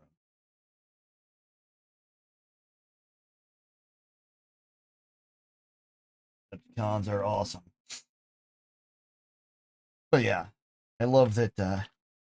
I hope that these pins are the things that make it so that we can easily pull it out, so that we can swap the battery without like dramatic. Man.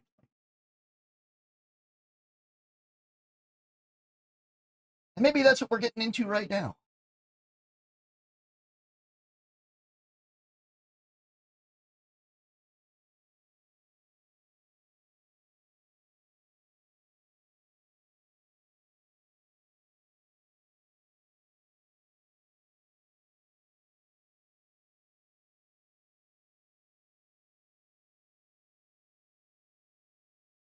Build in here.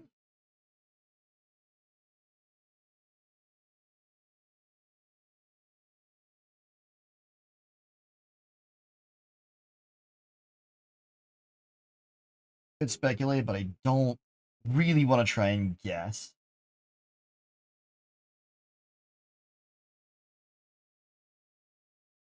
You never know.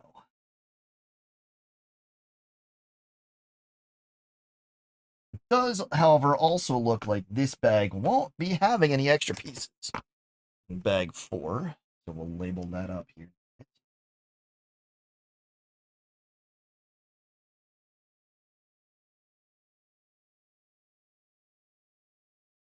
There.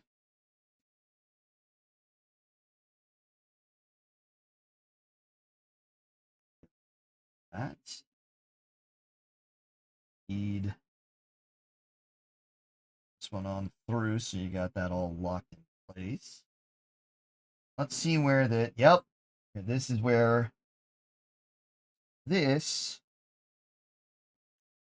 the piece that latches sound brick into place. So this is the piece that we can remove. We can drop out the sound brick and replace its batteries. Because inevitably, batteries, no matter how good they are, do not last forever. You definitely want to be able to pull them out.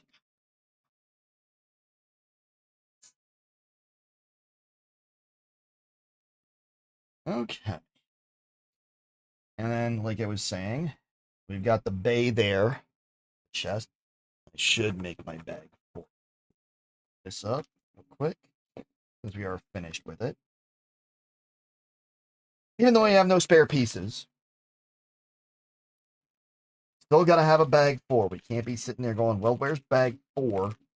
If we do decide to dismantle him at some point, pop off weapon packs.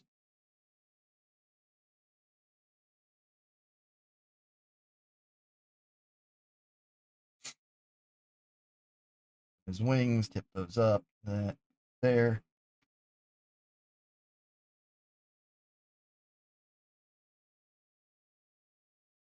And their Lazerbeak fits. Side Soundwave.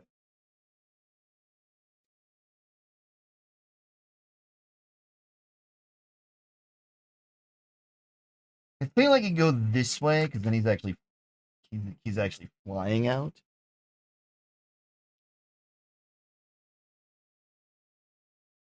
Doing a bit of a dive roll.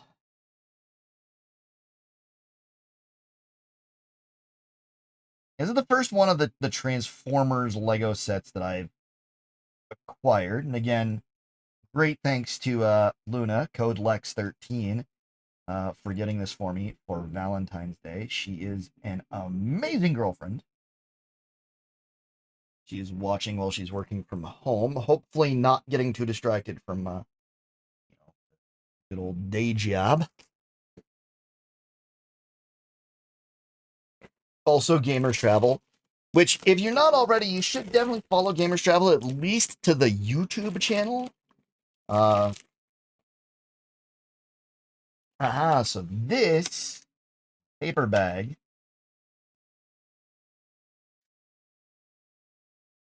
rather than being just separate, is our printed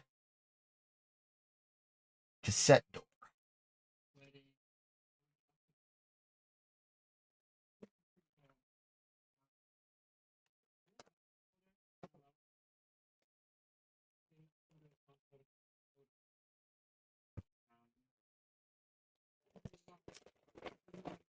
Let's get our bins all set real quick. Yeah, if you haven't, Alona, if you would be so kind on your Code Lex13 to give a shout out to Gamers Travel or Code Lex13 or both.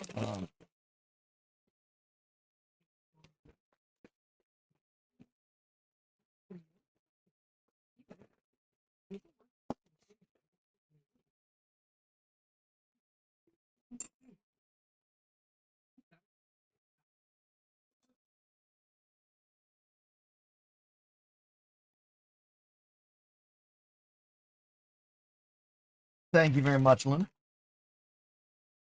Thank you very much, Luna. Greatly appreciated for you to do that for yourself.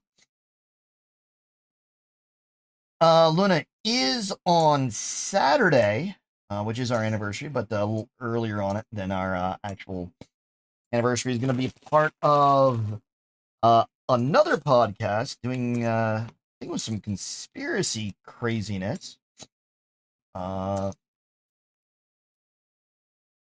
So I'm hoping that she has a lot of fun with that. Don't know everything with it, but it's with one of her occasional guests on her other podcast. What? No? No, what? I'm confused. Oh, reviewing Scary Movie. Okay. Never mind, my brain is fried on that. So sorry about that. Reviewing Scary Movie. The horror movie parody. Originally by the Wayans brothers. Okay, conspiracy theory about the movie. You'd be amazed at how much of it is actually probably just accurate. With all the nonsense that's associated with that movie and many others.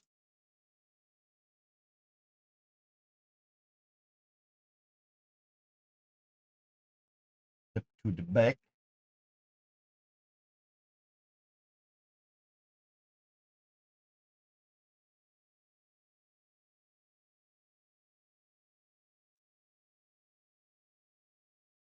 But y'all should also go check out that.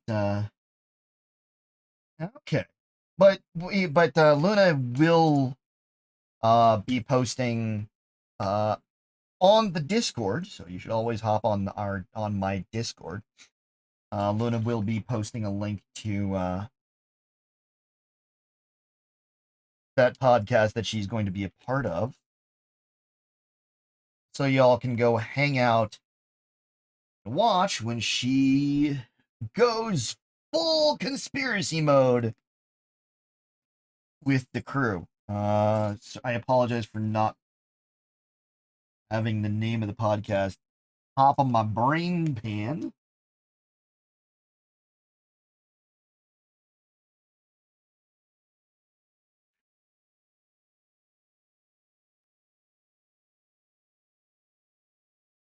The Horrific Podcast. So if you're not already, please go give him a follow, and then on Saturday, go watch it live for the recording.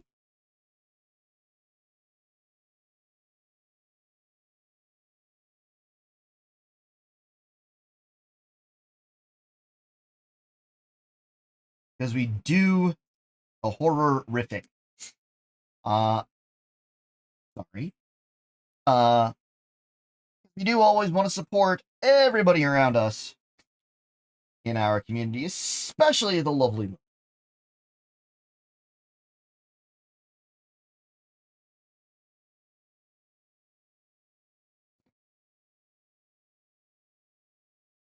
But I am also always going to be biased.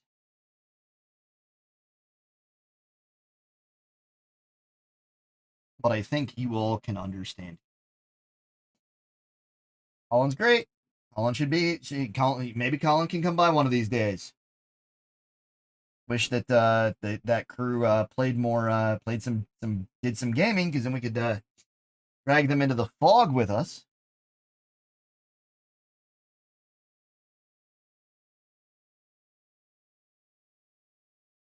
Maybe one of these days.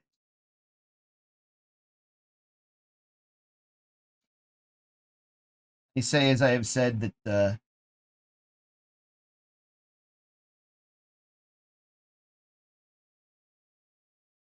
understandable. I mean, we have gamed with people that were around that point in time, but I can understand completely. So I think this is where our head pivot, Soundwave's dome. That's true. That is true.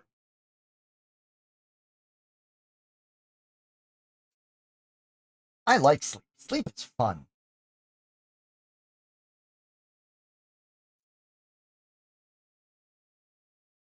I do know Luna also likes sleep.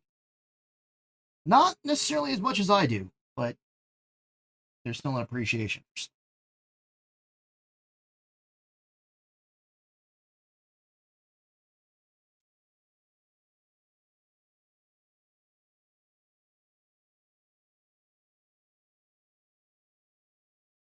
I'm just doing my chaos build to find the piece.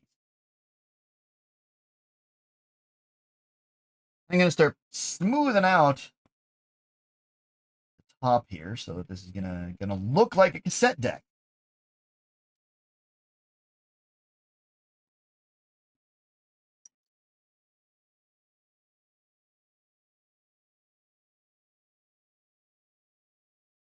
All Soundwave's regular accoutrement and nonsense.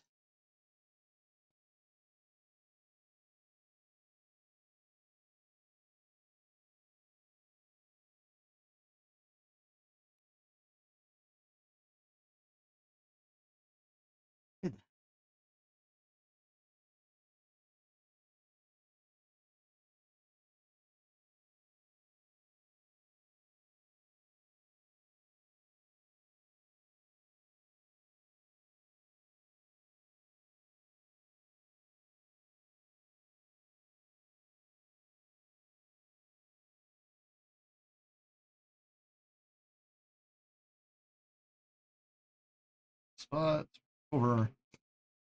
Gonna put one on these in here.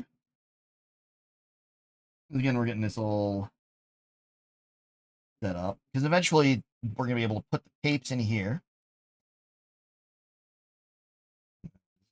Soundwave's head popping up there.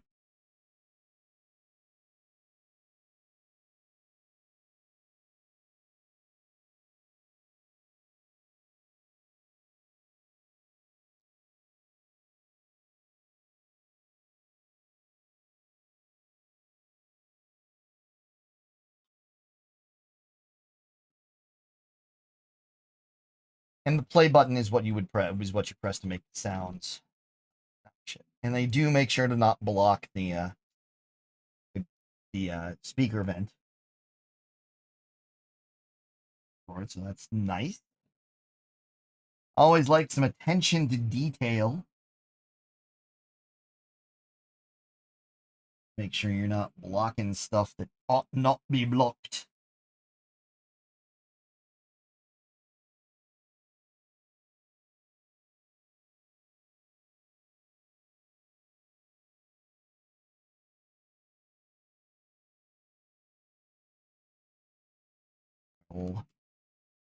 An eject button there. Which I think when we've got a cassette in here, we can actually press that and it will actually open the door. Or will cause the door to open. I am speculating on some of this because I haven't built it yet. I'm just pulling out of my arse based on what I'm looking at, what I'm seeing, and what I would do were I making these, were I the people at Lego, the Lego Master Builders.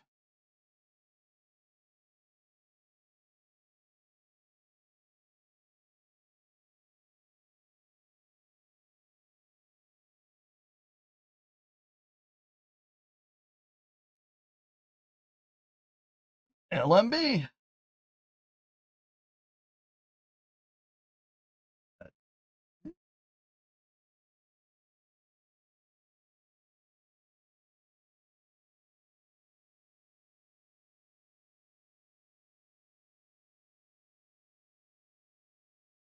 I think this is going to be the caddy for the actual cassette.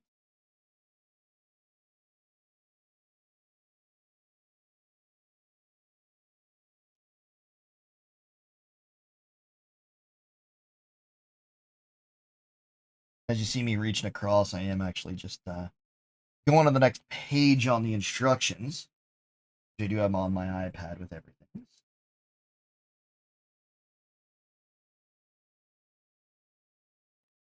That's why you are seeing the hand reaching across over to here. You weren't aware of what was going on.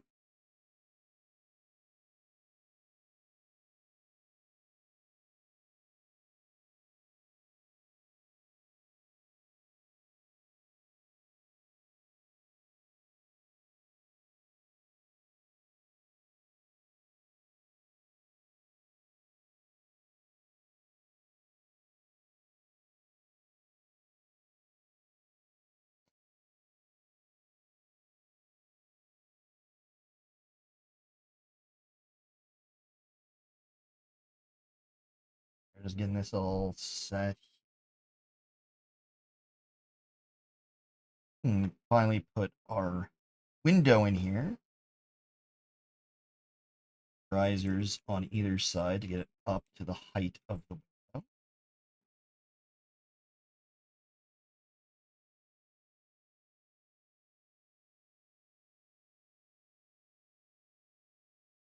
Getting all our smooth tile on here so the cassette door can open and close smoothly, theoretically.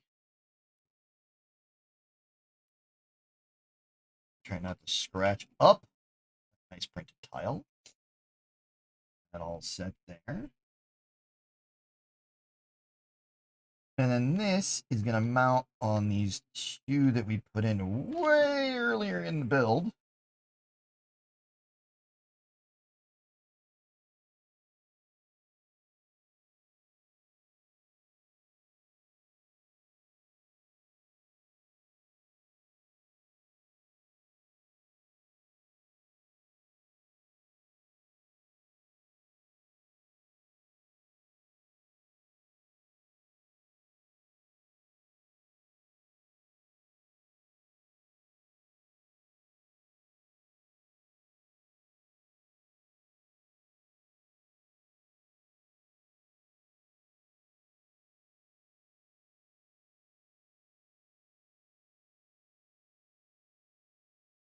We're building more bits and pieces.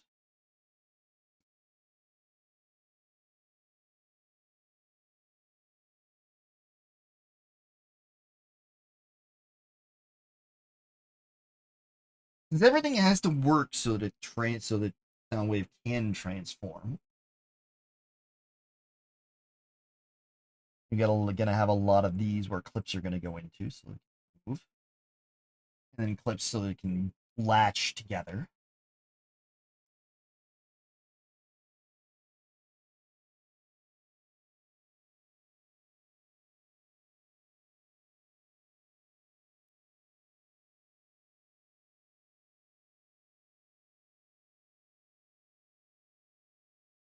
When you build enough Lego, when you build enough Lego in other brick sets, you can see where things are gonna go and how things are gonna fit together, and usually why they're gonna be that.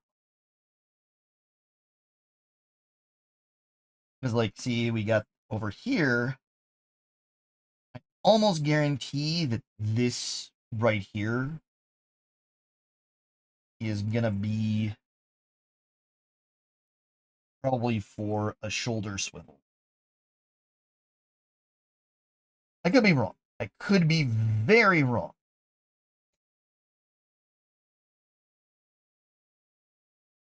But because we got the legs, so we need the shoulders, the arms and shoulders. That's the next one we got to do in this. Especially if you're familiar with what it's going to be in the end, what the end result is.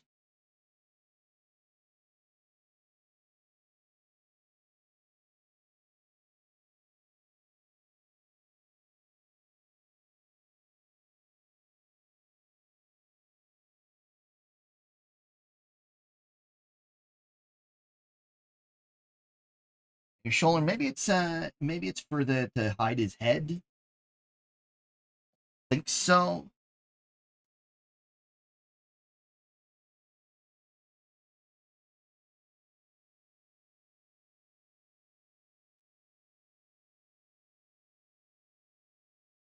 It does feel like shoulder joint stuff like this back here.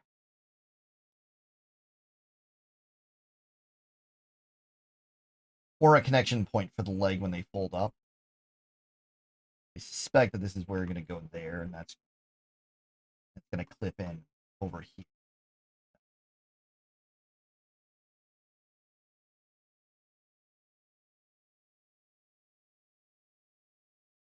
Looking and speculating, going, what does this look like? Where would this go? How would this fit?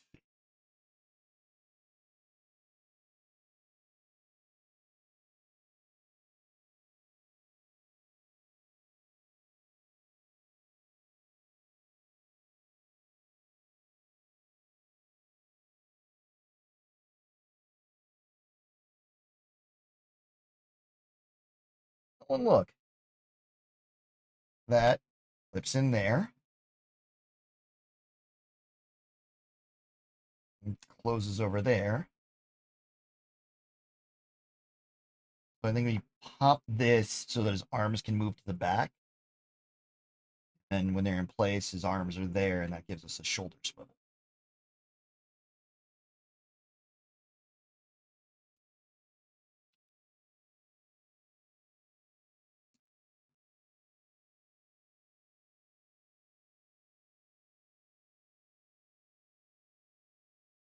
Too much Transformers as a kid. Too much Lego now. No such thing as either one of those.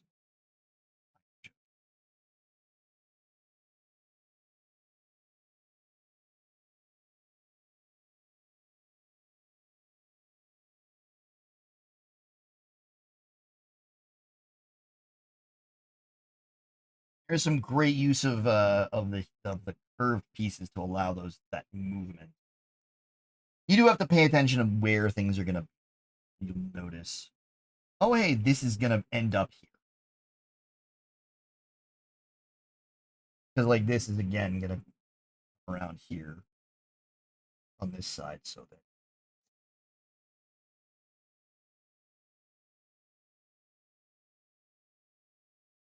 there's our second one's gonna latch in on the back.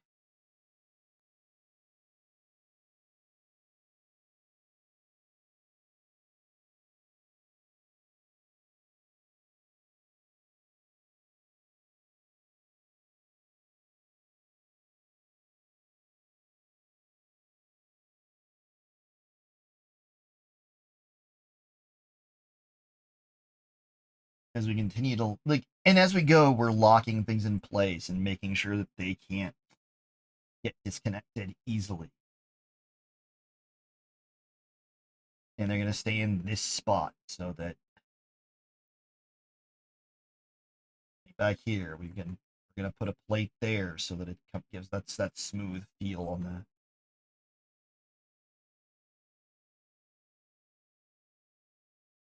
the back, and so everything lines up properly.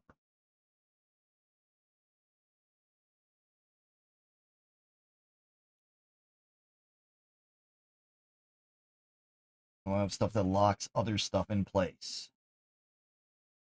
To you.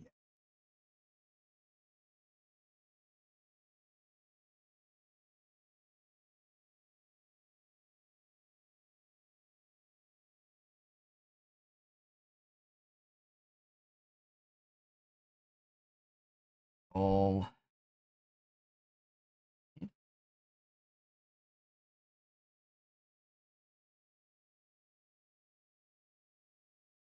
hell on this smooth plate here, which this smooth plate then locks everything else in place.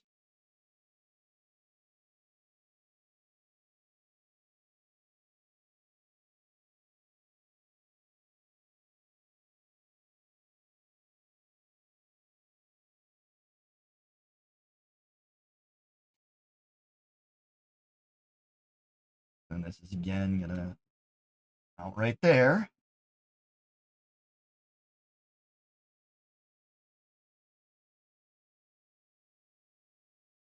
Go there.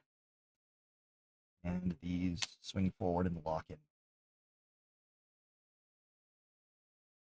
And so now we're continuing with the torso, and then there's the eject. Let's see how the set bait is. Again, use Lazerbeak.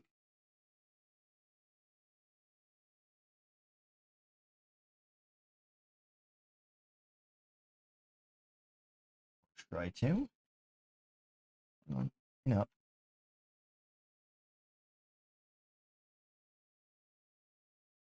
Aha. He's got to go in this way. And there we got Lazerbeak. Hit button.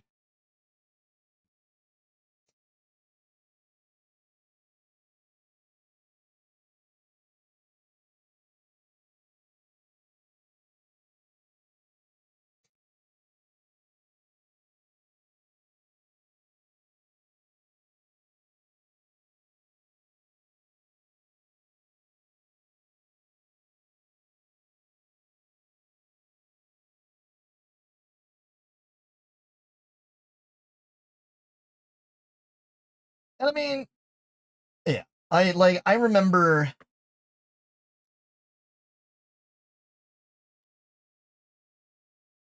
gonna tell the age and stuff. I remember going to service merchandise with my grandparents.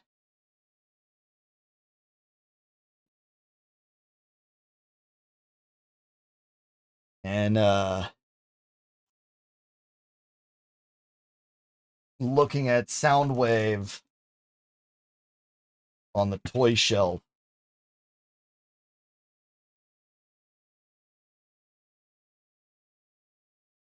And back in the day when I was like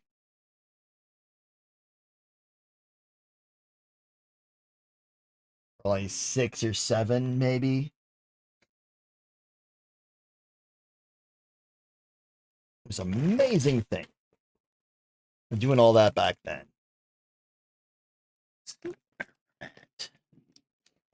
So this is going to be the last bag. The next one we will continue this. This will put us a little, actually at exactly the halfway point because there are 12 bags.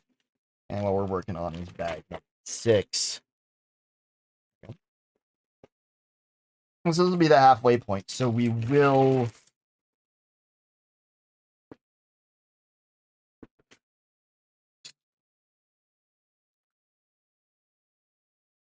go with this, finish this up.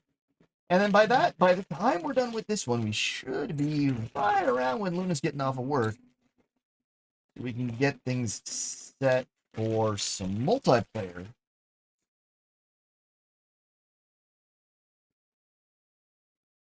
With Luna, maybe Mel, we're not sure. Depends on what we're going to play. And if Secure, any of the regular DBD crowd are around, feel free to hit us up. We are definitely down for some more DBID. Working of the knife. And any of that.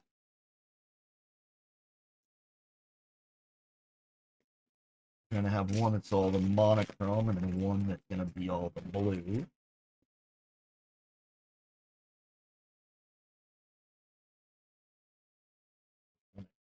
Hand sort through right now. Just an eyeball through bag. Go through big.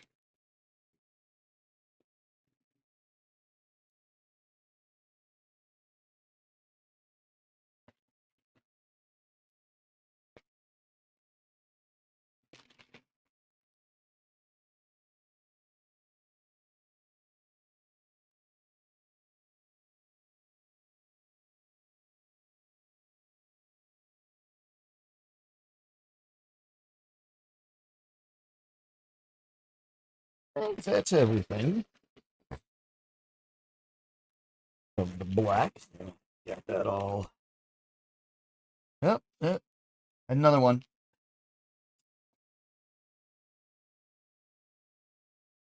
Okay. This bin looks like it's all blue.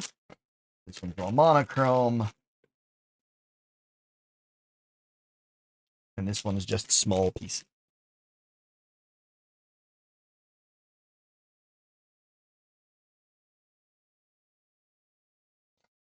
But yeah, so by the time this goes up on the Tubes of You,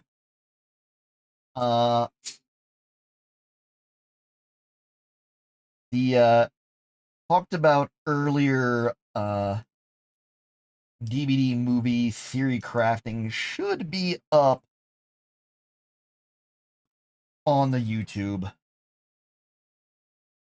and open and available for discussions to the general public.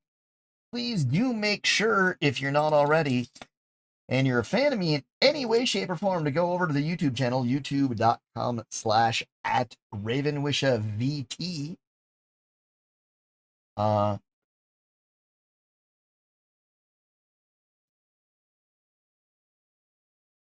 That'll definitely help me out. I have exceptionally few subscribers over there.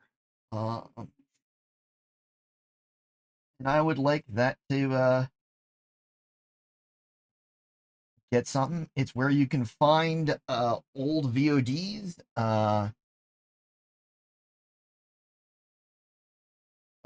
past streams. They're going up slowly, far too slowly. Was because I am a one coyote band. You get help from Luna, but as far as editing and getting stuff up and out, it is really just me.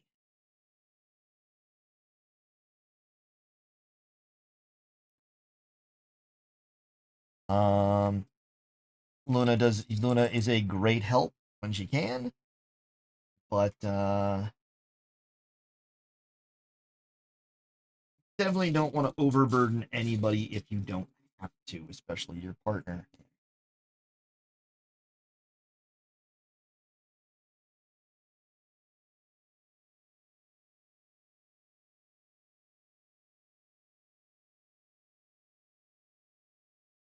I think now we're beginning to build the shoulder.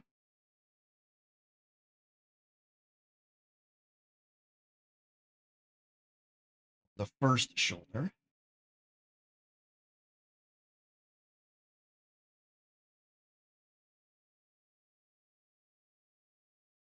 Of Soundwave.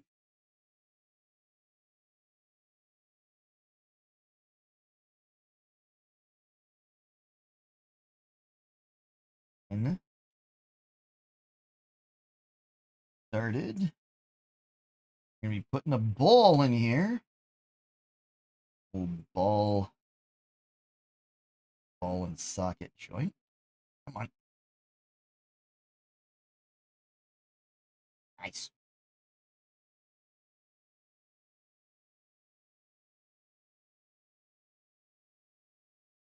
There we go.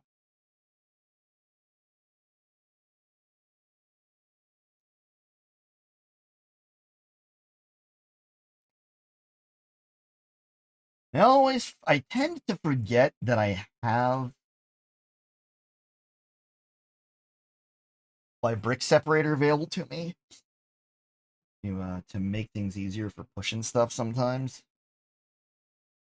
Wish I would do a better job of remembering that. But I guess it is what it is. Sometimes you just forget that you have things available to you to make your life easier. Because again, also like you grow up with Lego back in the day, and you didn't have a brick separator back then. You're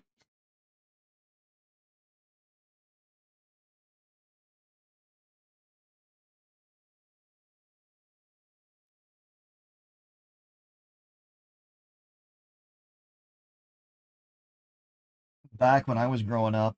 Uh, all too frequently, your brick separator was your teeth,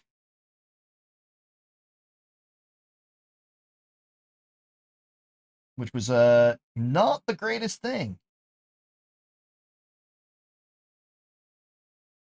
Now we're skinning. Now we got our next sticker.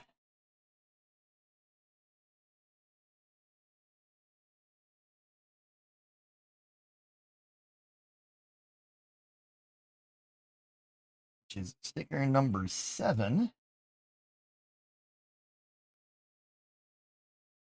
On one of these.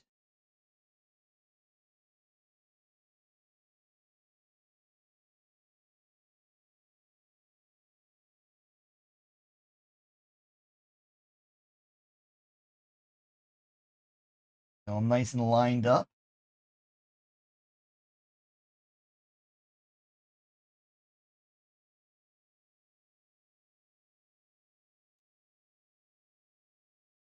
On there, I think that's this arm is what we're building.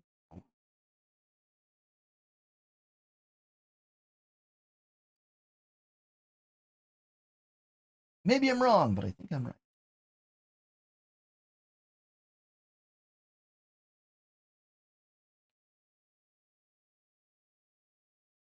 I mean, that or I'm building legs, but those look like arms.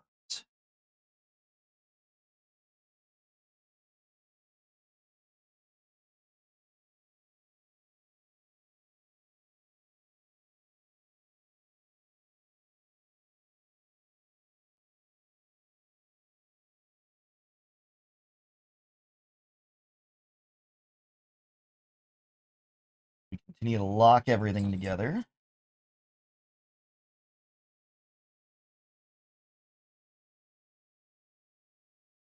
Mush with the brick separator.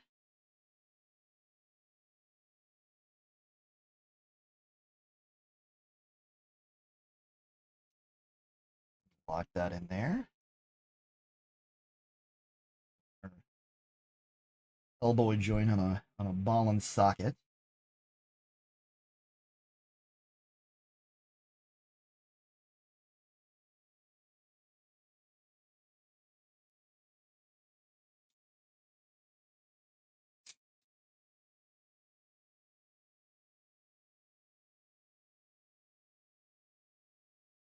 Continuing to get everything set and adjusted.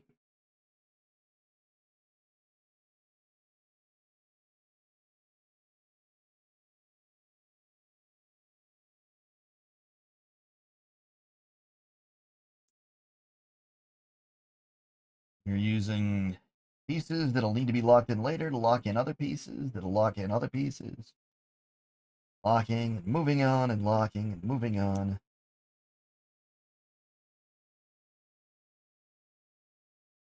Especially in something like this, you do need it to be really stupidly stable for how this all ends up going.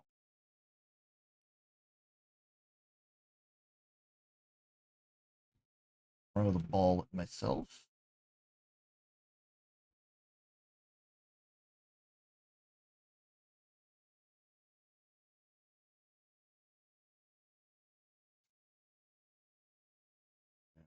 I'll push through.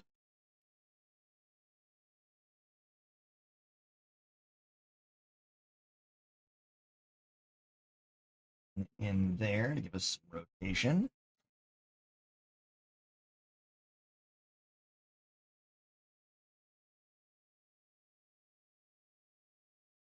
Or just to lock it in place.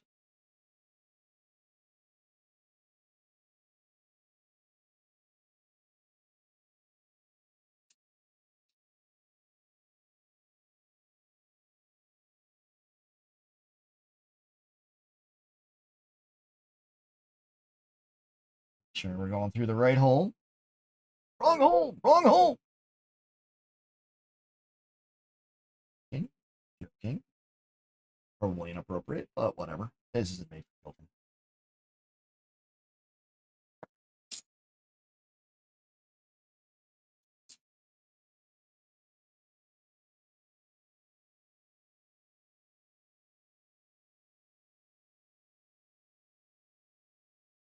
One in here. Right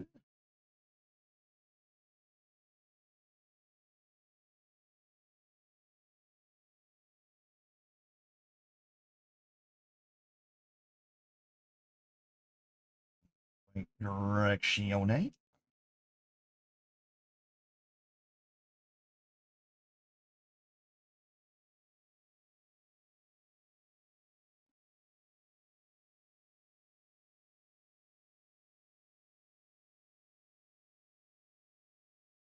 Then I am going to be going through and later this week, off stream, I was able to get the pieces, the updated pieces for the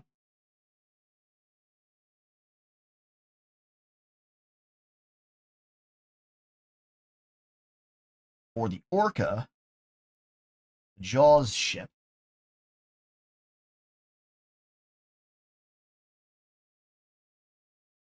I guess this might be leg. No, no. Also next. But I'm gonna be going backtracking that little bit.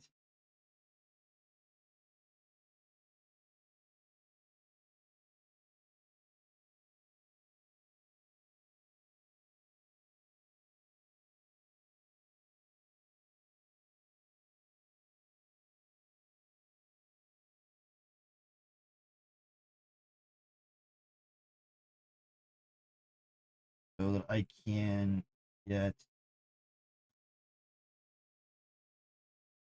the slightly more stable version up for display stuff.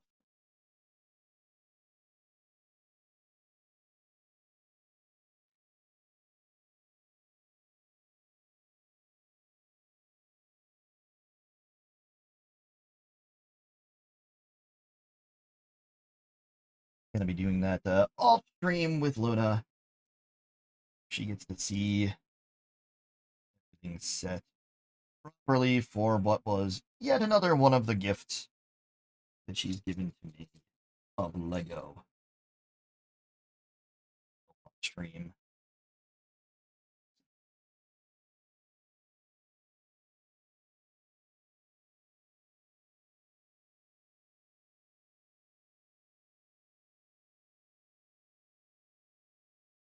starting to see it.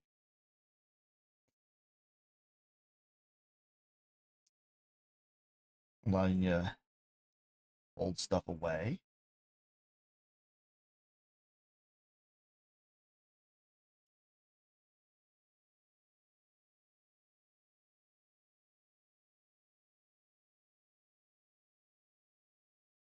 So this will go in here.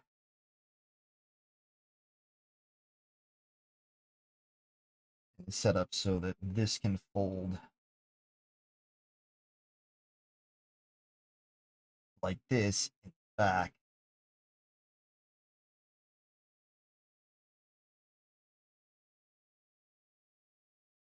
A double ball joint.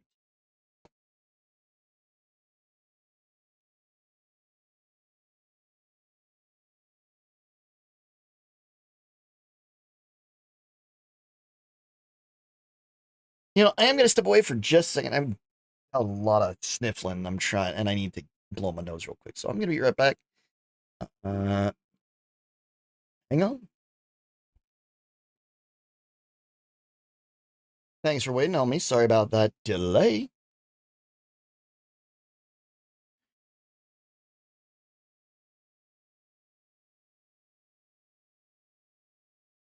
Gamer Shovel, thank you for the code. Luna, thank you for gifting Gamer Shovel that sub. Greatly appreciated. Yeah. What is going on with that? Am I getting overlap? Probably a little bit. That and that.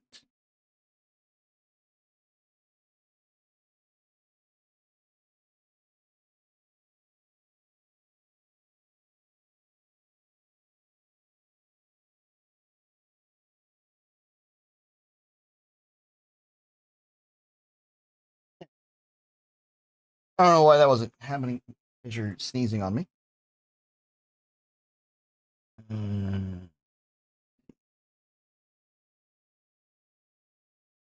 Hopefully I haven't been getting a big batch of overlap, but it didn't look like it.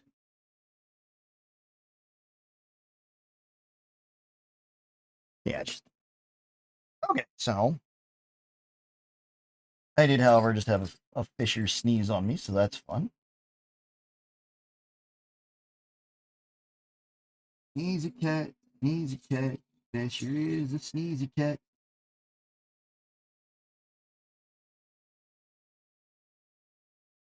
And I believe now we're building the hand, Soundwave's hand. Our first one.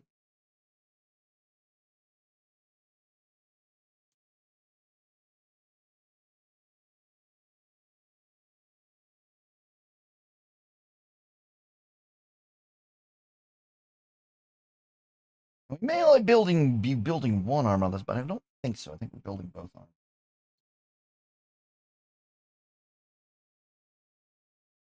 Maybe I'm wrong. I don't know. We'll find out.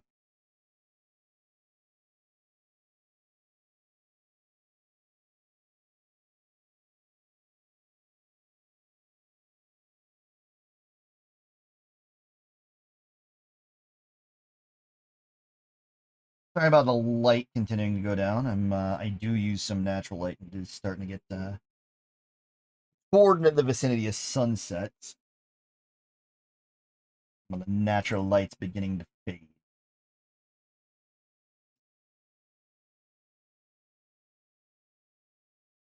There.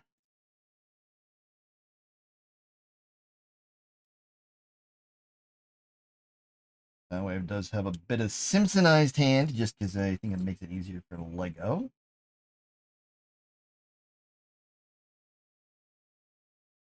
Three fingers and a thumb.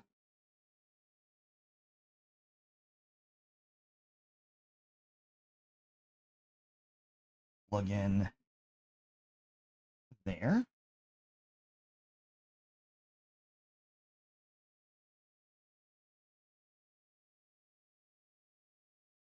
Starman, like I suspected. Right there.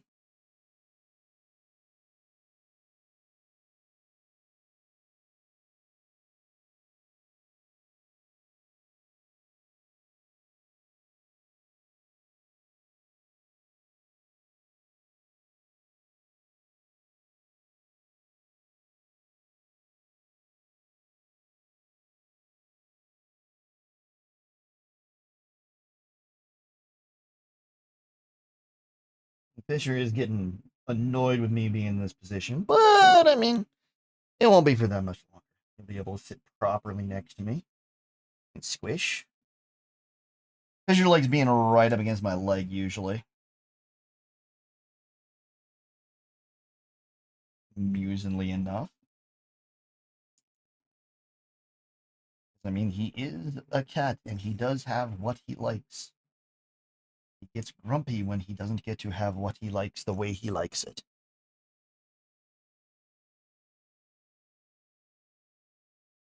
He's wandering into what will be my spot here in a minute, but I am going to grab my...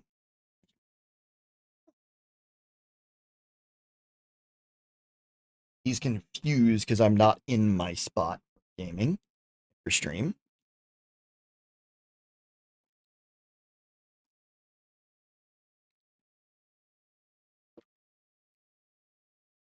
Have a bit of a nice long chug of beverage.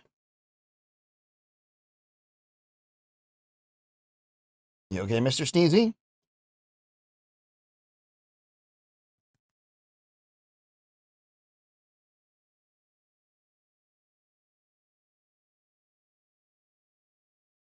I think there's been more, let's say, dust particulates than usual. Some stuff's been going on around here. So some stuff getting dragged in that he's not used to.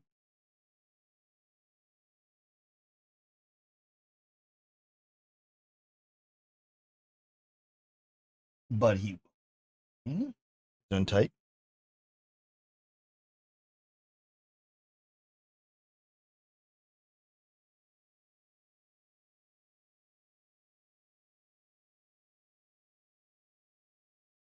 Boy, sneezy fish boy.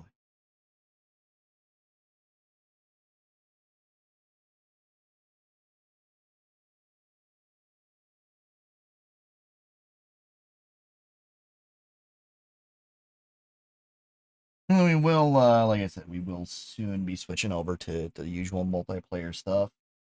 We will have a little bit of a... Okay, sounds good. We will be doing a little bit of the light banter about, casting stuff, but nothing properly solid until the stream tomorrow. Which again, if you're watching live, that'll be tomorrow. If you're watching recorded, that will probably been up for a couple of weeks.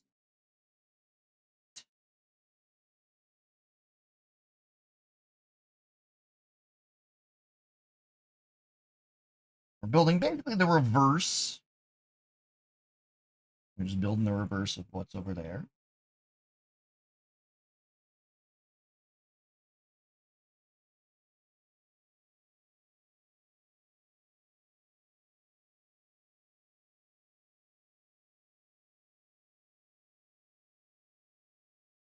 Zone tight.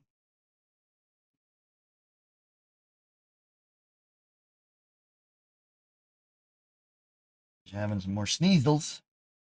Sneezels.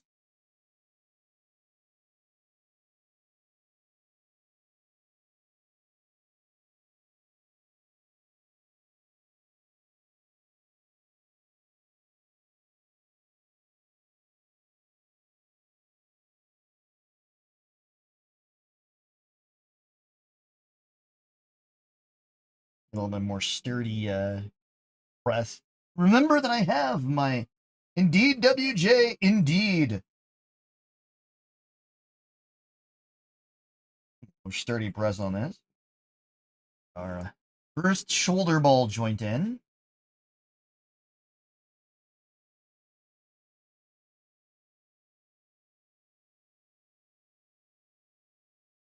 He's all in place. Hopefully, I haven't had a chance to take a look, see if you're streaming right now, but hopefully if you are, you're having a good time. If you're not streaming, I hope you're having some good trials in Dead by Daylight in the privacy of your own chaos.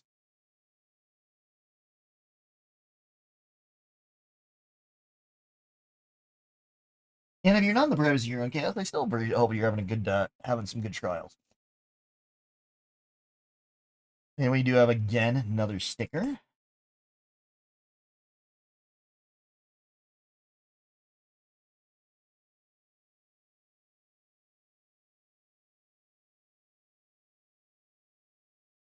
I always prefer the printed tiles to stickers, but I can understand why sometimes it's just more convenient to have those stickers, especially if you're using stuff in one bag. You've got a bunch of the same type, and somebody grabs a printed tile and uses it for a knot, and then people get upset because they end up having to dismantle stuff and go back steps.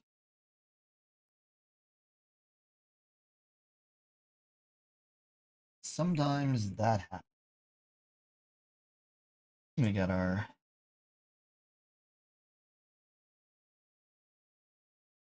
elbow joint in progress.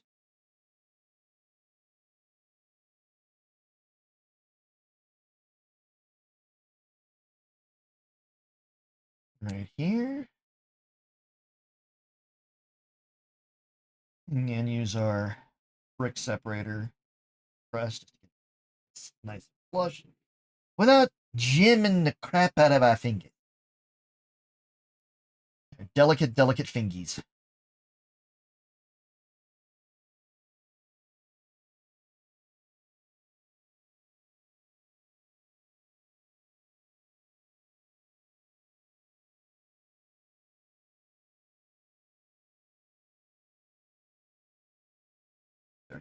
Everything. We're in the home stretch. We're on the second arm, and I think that's what we got the parts for here.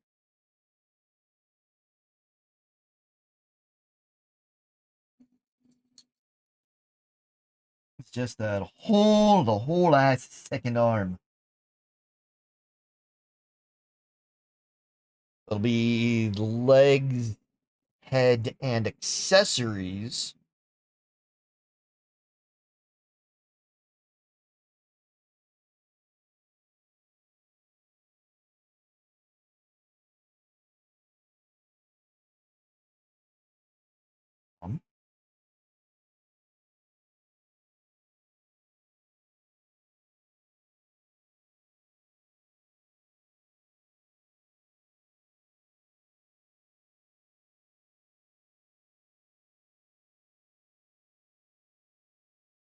I'm rolling things back just a little bit. I want to check something.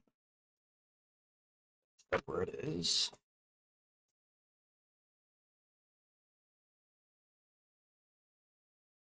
Wizard's over here having a sneezing fit.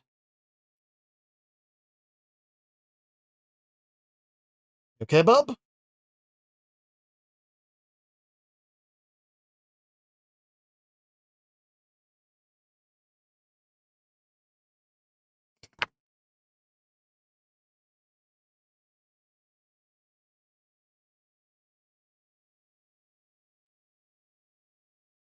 Okay.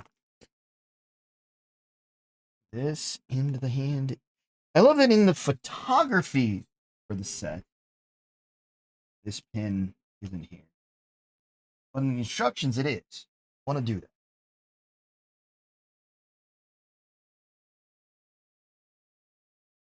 I agree, but I also like a good brick separator.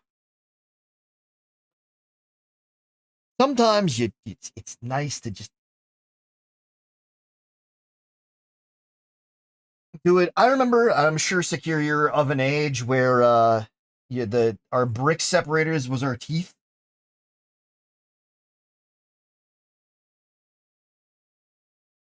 Where the method of separation of bricks was the Mark One mouth. That's why I like this. I mean, check this out. Right in here, slots right in between. Boop. There's your piece separated right off.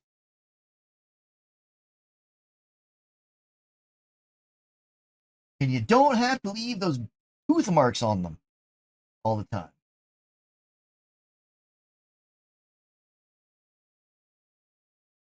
It's also better for your. I'm definitely down for DVD if you want. I am. It's still gonna be finishing up this little segment that I'm on right now.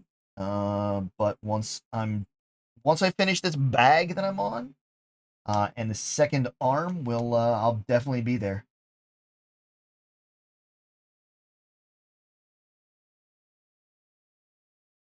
That's it.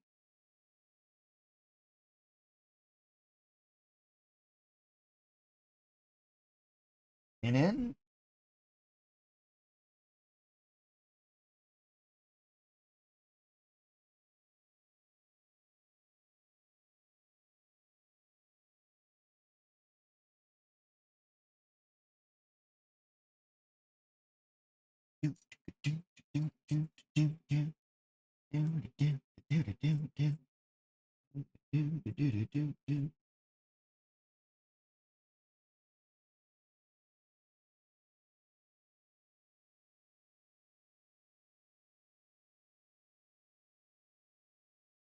Hey, at least we're asking today secure and not yesterday.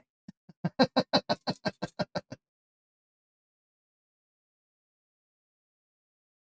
we know you were occupied thoroughly yesterday. Around this time.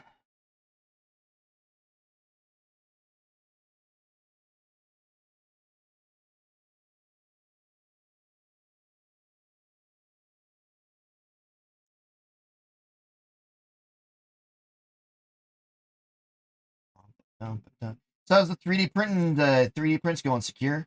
Anything moving well?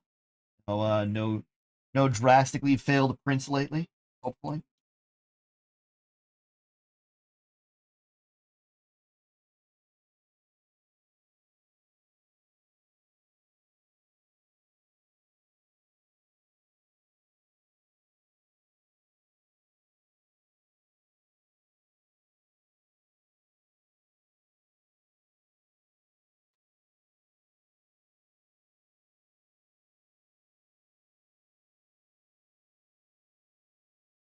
Yep. My copy is already updated.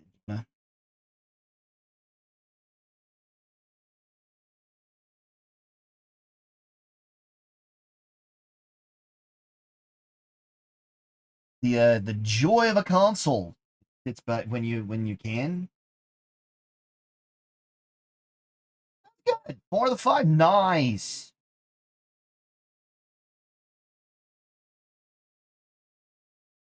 Good job. Awesome, man. Awesome.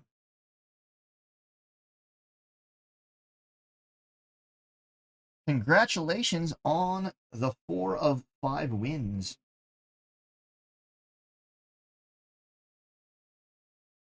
Certainly better than our trial escape average.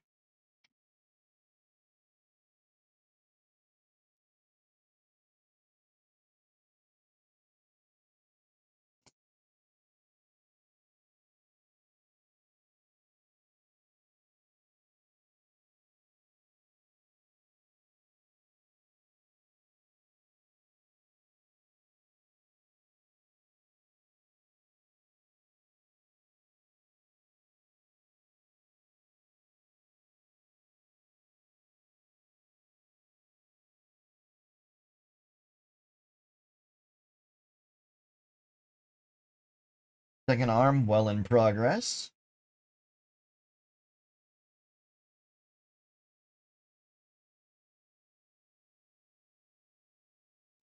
Like piece of compliment there.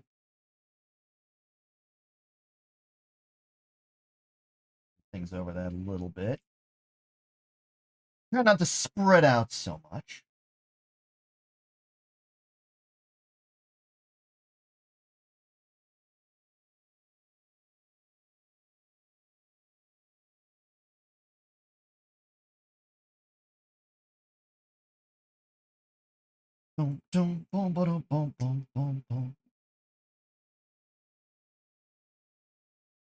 Yeah, we've got I here in Luna hasn't been to it, but here in Albuquerque we got a bowling alley that I particularly like, one of our locally owned ones.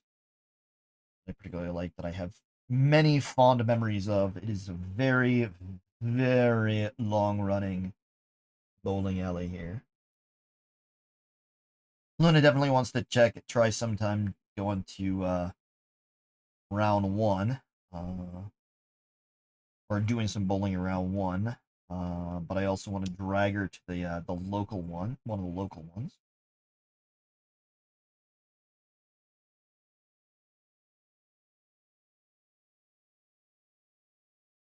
Because those always tend to be the ones that are little more care, a little more focus on the actual port. And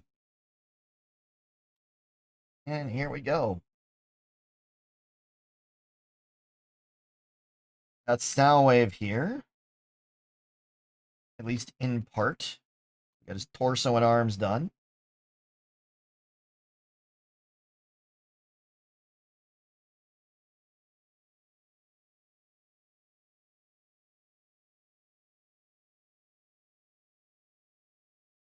Looking forward to seeing how his transformation process is. We'll probably continue this next week with Big Boy. But yeah, so I'm gonna go AFK for a little bit and get things set up to play some Dead by Daylight with Luna and Secure. But I will be right back.